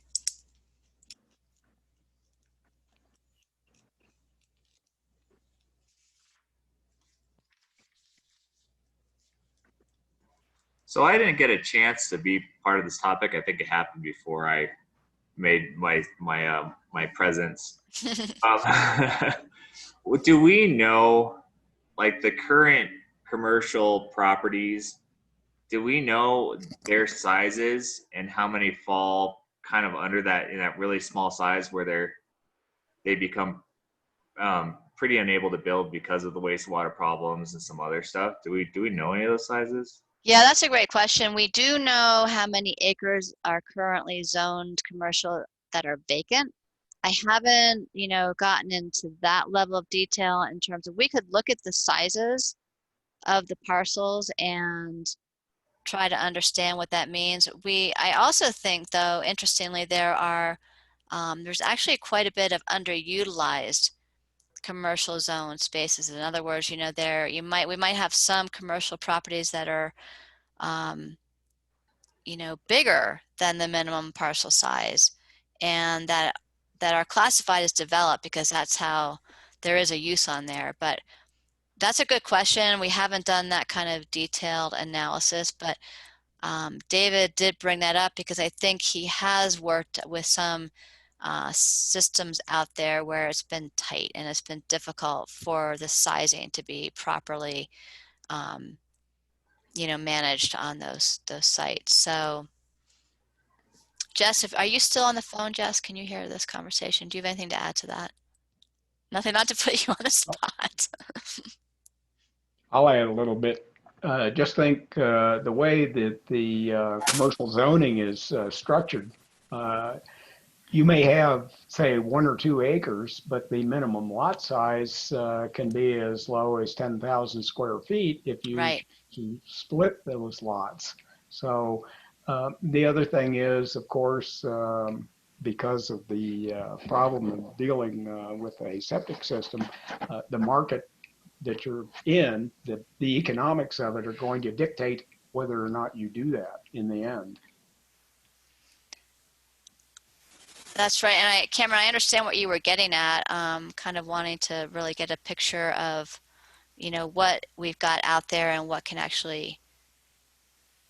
what's available for future development. Yeah, Yeah. exactly. If Yeah, it becomes yeah. so limited that, because of treatment or other things right. I mean, that's it. Like how much is truly usable and how much is Hmm.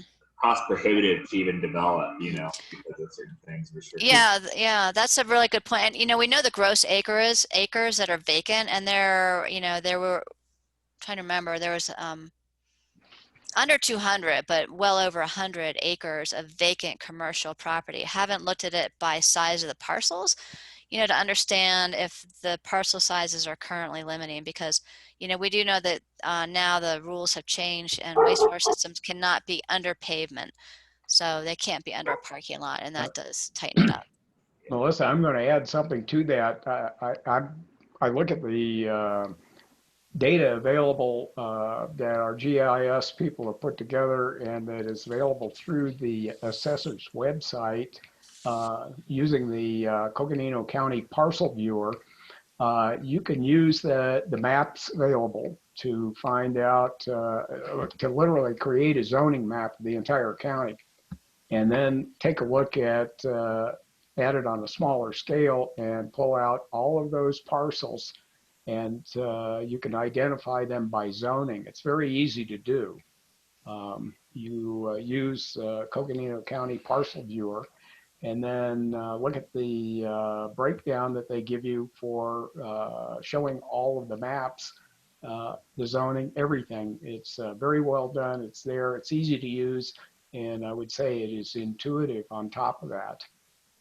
Right, and we do have that, and our GIS folks did give us a breakdown of the amount of zoning. If we talked about that a little while ago, and we'll come back to that because that'll be an important part of the land use chapter, is to look at the existing zoning in terms of acres, and then the vacant versus the developed, because that's what we use for the build out analysis that we talked about a little while ago. And I didn't pull that into this presentation, but when we get back to land use, we'll look at that. So we know how many commercial acres are left vacant currently. Um, and yeah, if we think we need to understand their sizes, we can look at that further. But it is something to point out in this plan that, the wastewater treatment systems do need to be considered when people are developing these smaller parcels. And Jess, I see you unmuted. Do you want to jump in here? He's not talking. I have a thought. Who's that? It's Harriet. Hi. Doney Park, I think, has a map of the layout of where their pipes are. And it might be useful for us to know what is there right now. And what if we said we were going to expand the ability to build, that would give us an idea of what are we asking of Doney Park Water. Richard was involved with them for 20 years, and so I listened to this endlessly. But they were talking all the time about not overextending what they're doing because they had a footprint, and that was all they could really do. And I was thinking it would help us to understand their problems if we saw what that footprint looks like. Yeah, from a planning and zoning standpoint, that would be a really good. That's the bottom line, isn't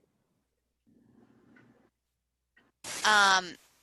So, and we could, so there are some map overlaps. The public safety and services map is where we can show the Doney Park water service area. Is that what you're thinking, Harriet? That's exactly what I'm thinking. Where is the infrastructure right now? And if they say they've got water, they just don't have infrastructure. When we start listening to subdivision developers want to come in, we could simply show them the map and they'd say, fine, come right in, but you have to build a water system.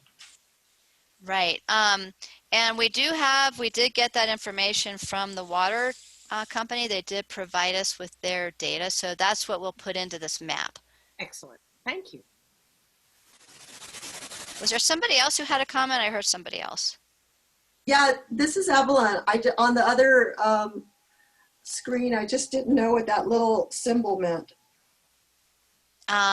Which symbol? In front of the one. Oh, that's approximate. Well, for people like me that don't know that that means approximate, I could have guessed, I guess like around whatever, but maybe you should put approximate. Okay, thank you for that. I will. Back to the thing about the water again. Yeah, the infrastructure is not just what infrastructure would need to be added for a new subdivision. It has to go all the way back to their pumps and everything, and the size of their pipes that would serve that, because that's what the problem is, that they have their capacity. So it's not just adding infrastructure, it's redoing infrastructure to get more use of the water. Okay, sounds like we need to have follow-up conversations with the water department, water company. This is Bernice. I was wondering about having, fire hydrants. You know, we had this fire off of Townsend Winona Road and Cokefield Road about a month ago. And it was real obvious. My friend lives kitty corner to that property, and I was taking care of her house and her animals. And I stood there and watched that thing burn, and there wasn't a water truck there. There were firefighters, but they had to go get a truck and fill it up with water to be able to fight the fire. And I'm thinking that if we're going to have smaller lot sizes, that we need to make sure that we have water available and the pressure to pump for the standpipes to fill up the water trucks, and preferably to have hydrants located in more areas. And I did think I heard from Doney Park Water Company that that tie goes back to their infrastructure capacity, and that they don't have the infrastructure to provide hydrants in a lot of places. Is that right, Dave? Yes, I believe so. Yeah, it's in other words, for us to grow out here in the Doney Park water area, then something's going to have to change. because they don't have the money to do it. They're nonprofit, and It's it's a extremely co-op. Does everybody know that? It's a co-op, and they don't have anything like the borrowing capacity that other big utility companies have. So it's leftovers from the 1950s, I think. And so you're right. They have no capacity really to support anything bigger than what we've got. So we need to really look at that.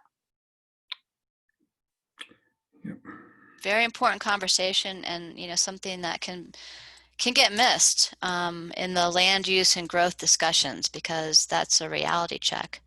Melissa, this is Evelyn again.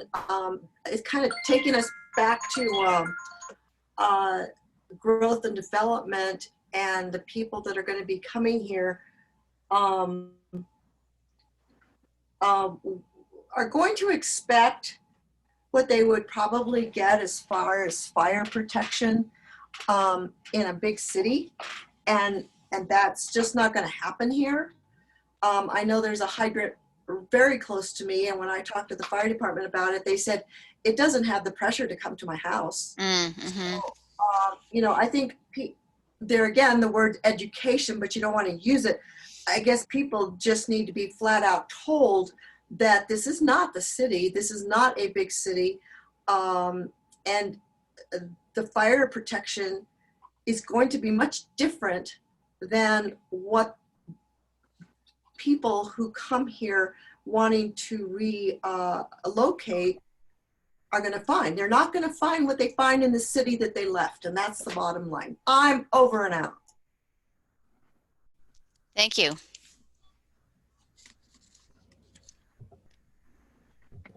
I'm concerned also about the cost of the water. The rate increase, the last rate increase that Doney Park had was sizable, and we have some really high water bills, and we talk about putting affordable housing out here. Are we going to be subsidizing their water too? That's a consideration for people that live out here now, to be able to afford the water.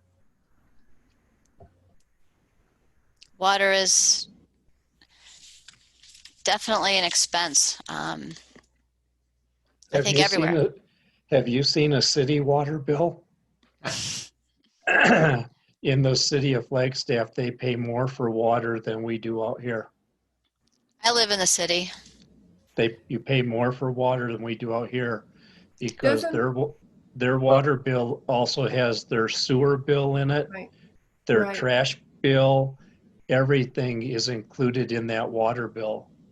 And per gallon of water that goes to a residence in the city is twice as high as what it is in Doney Park. It's micromanaged. Yeah. And relative to that, I'd like to make one comment on that. Unfortunately, this year I was not able to go to their annual meeting, but the meeting before that, some questions about this exact thing popped up.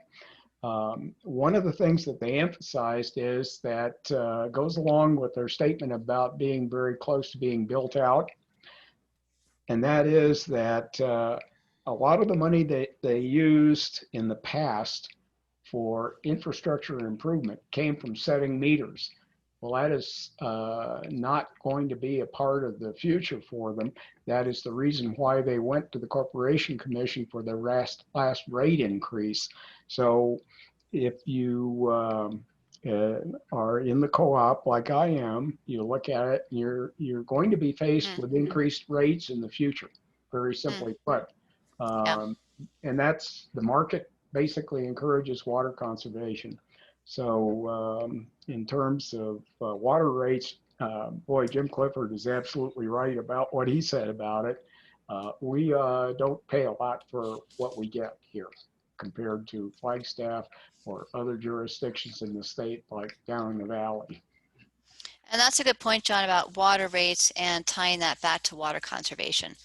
And that's obviously more of an individual for residences, but that is something, and that's where there's some crossover between sustainability and water resources, and conserving water, doing rainwater harvesting can all work to lower your bill.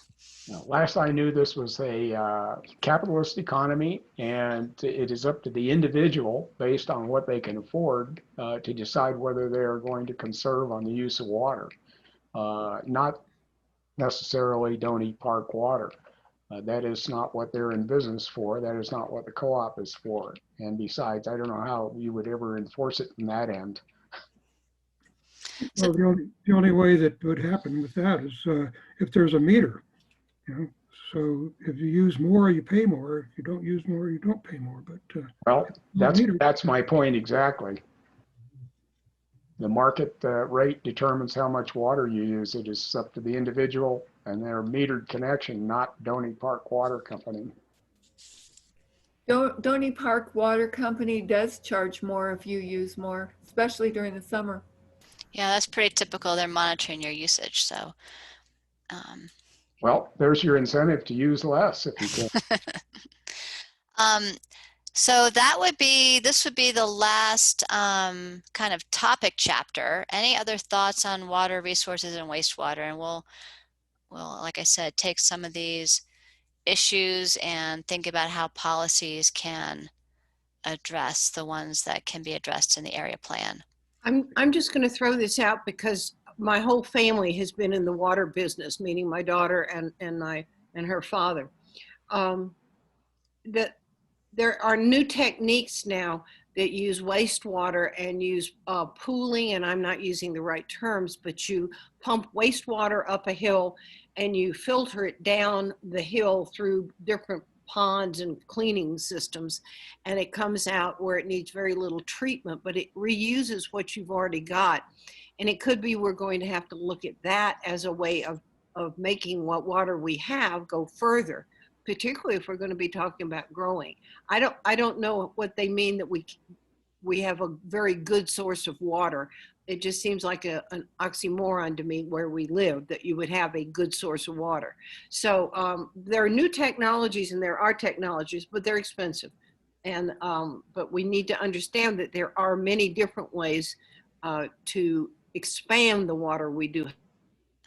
Yeah, I think that what I take from this is that water needs to be a very important and very detailed discussion in this area plan.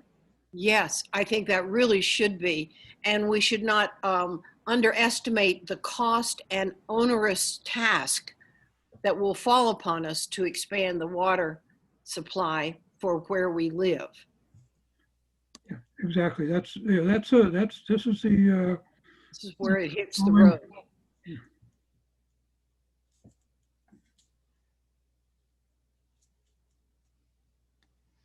Okay, great conversation.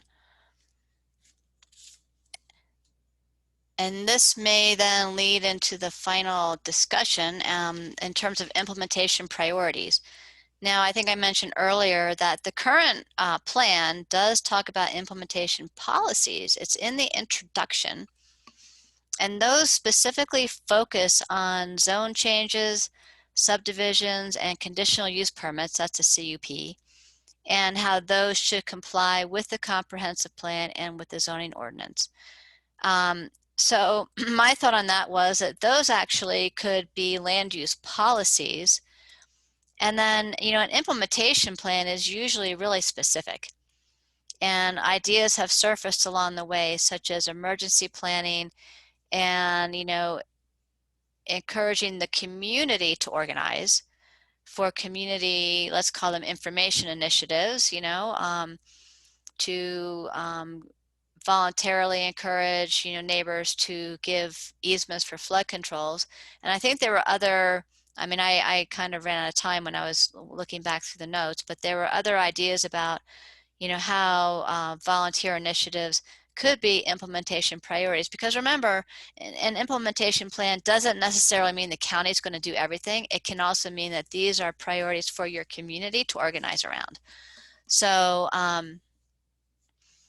In Belmont, that area plan, they ended up with 5 top implementation priorities, and it was kind of a mix. Some of them were county initiatives, and then some of them were community initiatives. And a couple of those have already actually been achieved by the county, but others are, it is somewhat in the hands of the community interests that are still out there. So that would have been my recommendation on, what ends up being your implementation plan, or you may decide you don't want an implementation plan. It really comes down to a decision by you as a area plan committee and your community. But these are some suggestions. Melissa, you Hi. might want to include the regional plan in under the current implementation policies. Oh, definitely. Yes, good point. Um, I think the current plan sort of left out the county comprehensive plan in a number of areas and referred to the regional plan instead. So, Okay. And so John, what do you think? So you've obviously looked at that then. Are you thinking too that those are more appropriate as land use policies? hey, that's what we're talking about here. Right. Talk about implementation policies. When you start talking about zone changes, subdivision CUPs, and then the compliance with the 2 major plans as well as the area plan, yeah. That really, I think, is where that would belong. Okay. Incorporate it all together. So if you're looking at the area plan, you don't look at it and you read something under land use policies, and then another 50 pages down, you find more of it. Put it all together.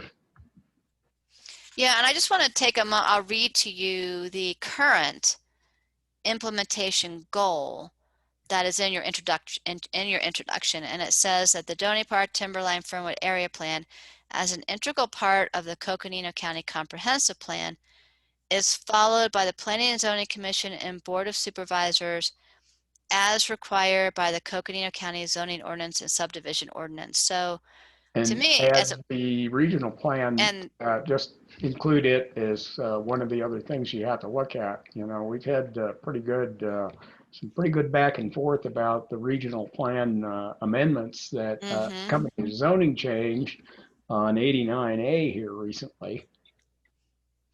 right, that's it. You're exactly right. And so, you can look at the zoning ordinance and the subdivision ordinance and the comprehensive plan and regional plan as ways, but most importantly, the ordinances as ways to implement the area plan.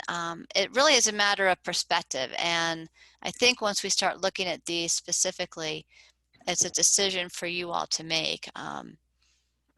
Because, an implementation plan from a planning perspective is like an action item, versus a policy. So does that make sense?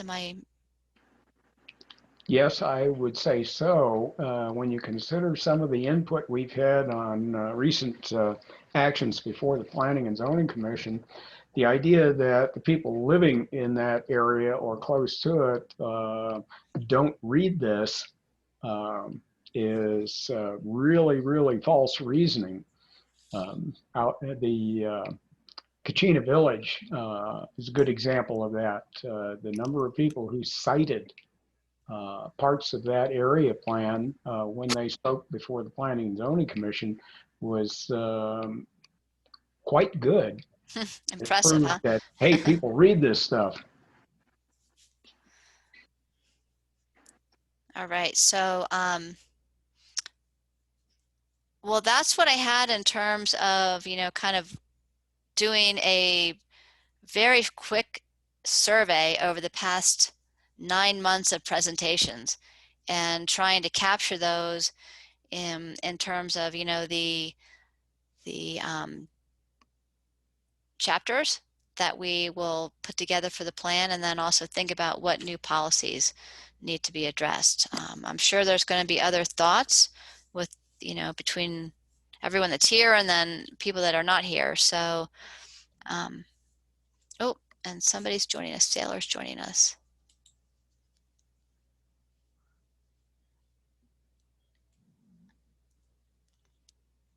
Hi, Sailor. Can you hear us?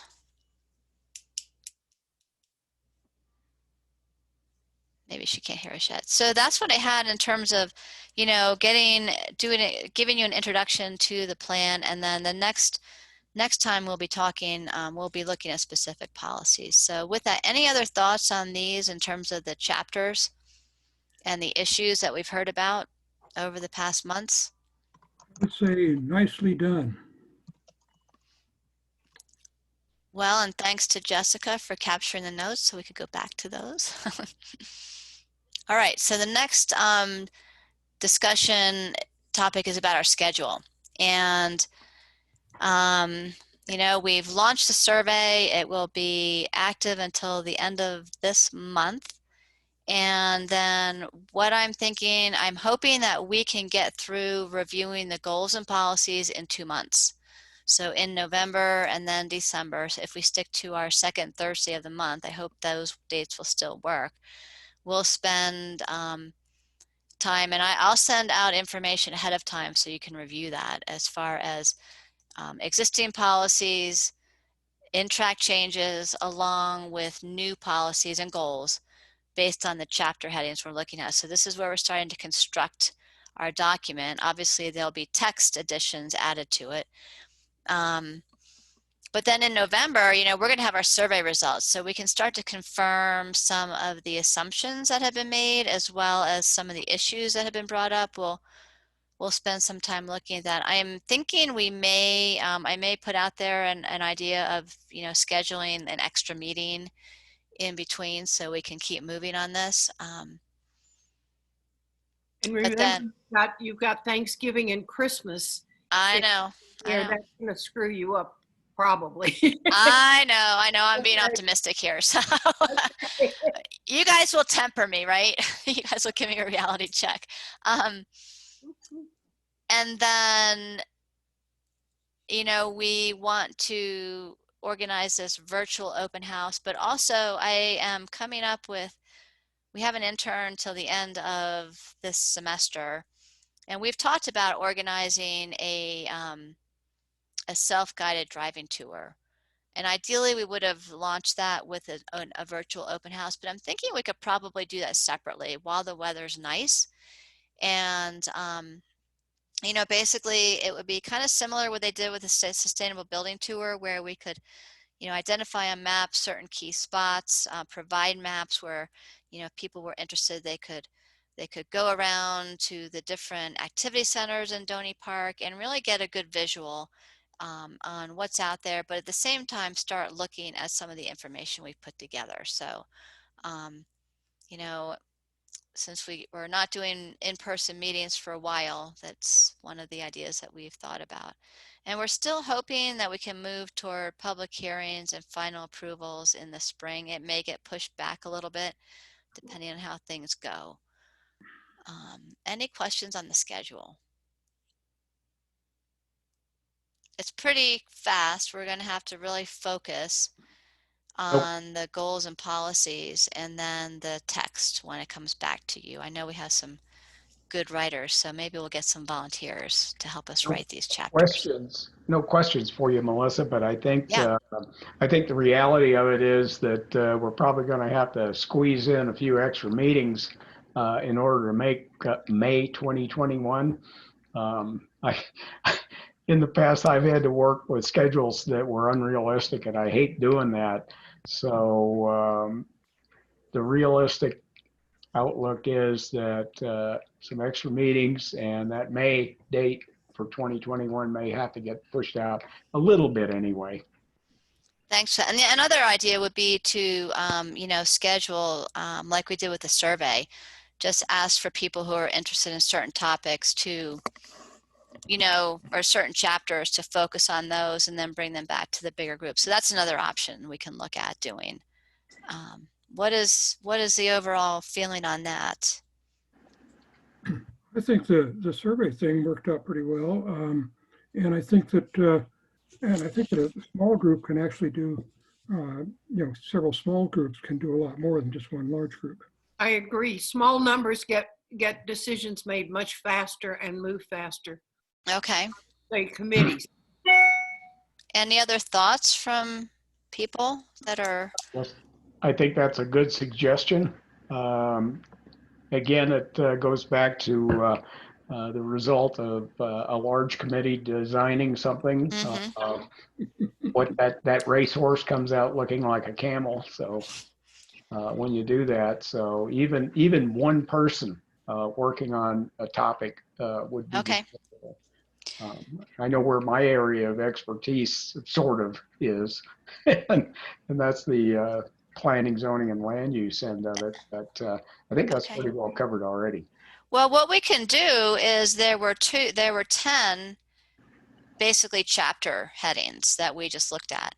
And I can send out an email to everybody and asking for, different committee members to focus on, one or however many topics they're interested in. And then we can schedule separate meetings to go over those. Does that work for everybody? And then that way, maybe we'll stick with our regular meeting schedule and bring back to the bigger group what the smaller groups have come up with. How does that sound? Sounds good. Give it a try. Give it a try. Oh. Okay. I'll vote for that one. That works for me. This is Sailor. Works for me. Hi, Sailor. Welcome. We'll Hi. Hi. How are you? I'm doing all right. Doing all Good. right. Good. Good. So, Sailor, did you have any questions, or I know you just jumped in, so we kind of have covered. No, I think I'm caught up to what's going on. Computer Okay. crashed as I was logging on, so I apologize, guys. Okay, no worries. Great. Well, hey, you know what? We might end a little bit early tonight. Would that be okay with you all? No, I was really hoping that we would go like maybe a little late, say 10:30.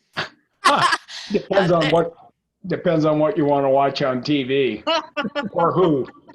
There's always a comedian or two or three or four. So I'm still waiting for the pizza to be delivered to my door. Oh, Yeah, where's the virtual pizza? Yeah, where is it? I know. I took it out.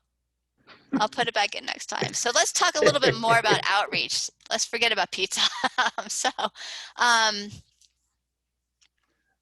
Yeah, I'm gonna throw out this. I'm gonna put this idea of the self-guided driving tour. Put some more form to it. Put it back to you. See if we want to launch it, and see if we can have our intern help create something that would be worthwhile for, I'm hoping, people that are now taking the survey and who are, basically becoming aware of the project. And that's part of the benefit of the survey, going out on so many different forums, that people are taking the survey, they're hopefully thinking about the area plan, and we can pull them in, when we come to open houses, when we put out an event like a self-guided driving tour, that we can communicate with your community in that way. So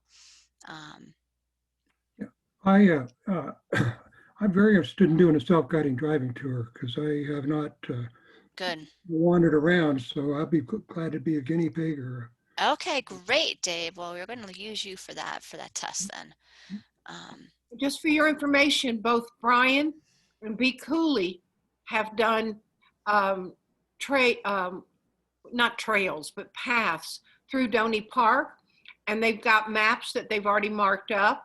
So you might tap Brian and B. Cooley both for maps of what we've done in the past and what you get with that path that they took and what you might want to add. But it would save you the first pass of making your own guided tour. Oh, so Brian Bates did. Okay. Yeah. All right, great. Thanks.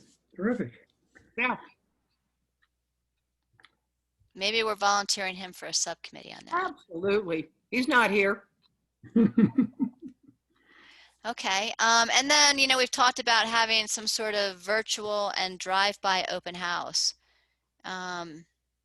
This is a really difficult leap for me as a planner to think about how to do, because, we planners love open houses where we get everyone together and we hand out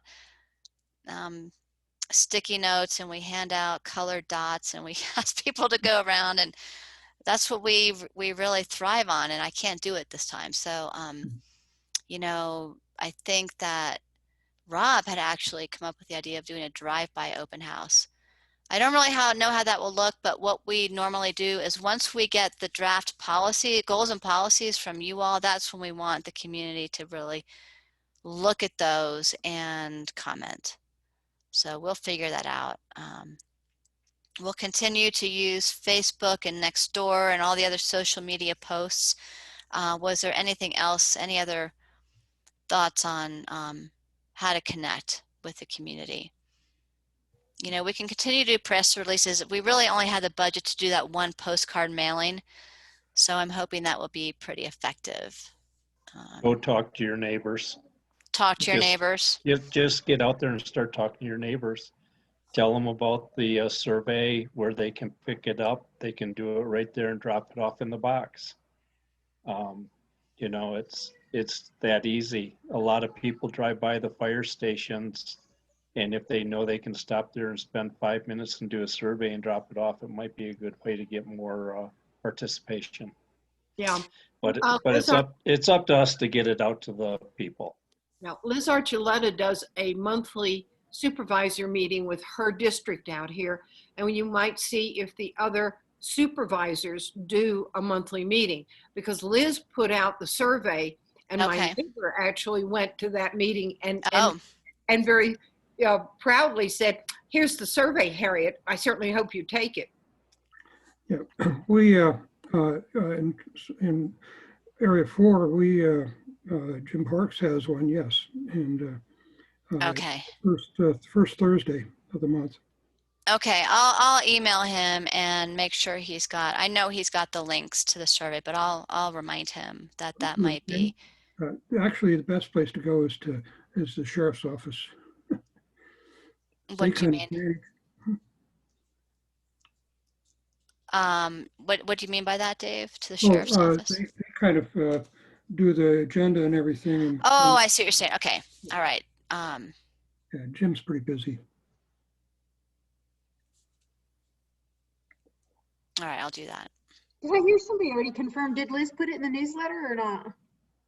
And her, you know, she sends out an email newsletter, an e-newsletter every, I don't know, is it every month, or I don't know, I always get it to her constituents. Hey, the newsletter I think you're referring to is the one that Liz Archuleta sends out. Since I got back on her mailing list, we've been getting it once a week now. Yeah, I've been seeing it. That's why I hesitated to say once a month. But yeah, I get that newsletter, and I just thought, I didn't know if somebody had already confirmed or somebody already knows if she perhaps mentioned it in her newsletter. I thought Harriet said she'd seen it. Yeah, that's what I was trying to figure out. Did Harriet say she saw it in the newsletter, or was it something else? Well, Yeah. Liz had a Among link. the 140 emails that I get every day, Liz sent out information about the plan being worked on, and told us and said something about the survey is coming out. It was just a notification. It wasn't, as I recall, a link. Okay. The last two weekly newsletters that Liz Archuleta has sent out had a link that got you to the survey. Okay, Okay, good. good. All right, great. Couldn't remember if it had one. And then I know, did anyone else besides Harriet get the postcard? No? So my mail has been like coming as late as 9 o'clock at night. And I know my friend Bill just sent me a text message and a picture of the postcard. And I was like, yay. So over off of Burris, he got his postcard today. Okay, great. And just so you guys know, we sent out about 4,000, and it was a combination of doing this postal service called every door direct mail, and then it was kind of a complicated process. We had to select postal routes, and then some of them went way beyond Doney Park, so we had to sort of then eyeball the areas that were left and get addresses from the assessor. So I think it was a pretty comprehensive mailing. I'll be interested to hear if you all get them. If you could just shoot me an email, that'd be really good. I'm curious to know. But then our public affairs office has been really generous in their time, to send out the press releases and to post it on the county social media sites. So we'll continue to use their help. And just to clarify, the surveys are only at the fire station on Cokefield Road because it's in their main office there. They didn't have other, that's where they wanted to have it. They didn't want it to go to the other stations. But if you all know of other places in the community that you think would be a good place to leave the survey, let me know and I'll take some out.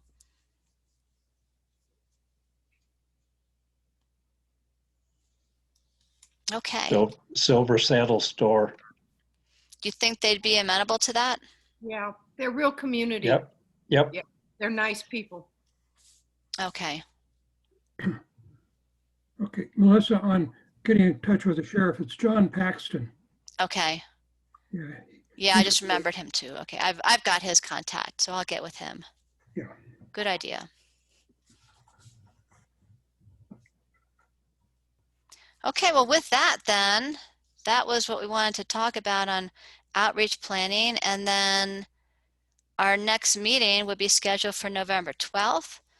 Again, we're going to be looking at probably reverse order here. We'll talk about the survey results first off, and then we'll look at the goals and policies. But in the meantime, I'll send a note out asking, for folks in terms of what areas are your interests in terms of, policy work, goals and policy work, and then we'll have some side meetings on that. So look for that in the next day or two. Look for that next day. Melissa, Yeah. the Doney Park Timberline Fernwood Community Survey postcard made it to Sunset Crater Estates today. Oh, wonderful. So we got them out here now. Yay, great. I'm so glad to know. Hopefully they won't get ignored with all the other postcards people are getting, but thank Liz Baldwin for that beautiful picture. Oh, beautiful. And so with that then, we can kind of conclude and, we have our public comment time. Is there anyone who's with us who would like to speak to the committee? There were some people joining us. I'm going to say goodbye because I have a dog that has to go out anyhow. Okay, Harriet, thank you. Bye. Bye. I move we adjourn. Okay. All right, everybody. Well, thank you so much. Thanks, Melissa. Have a good night.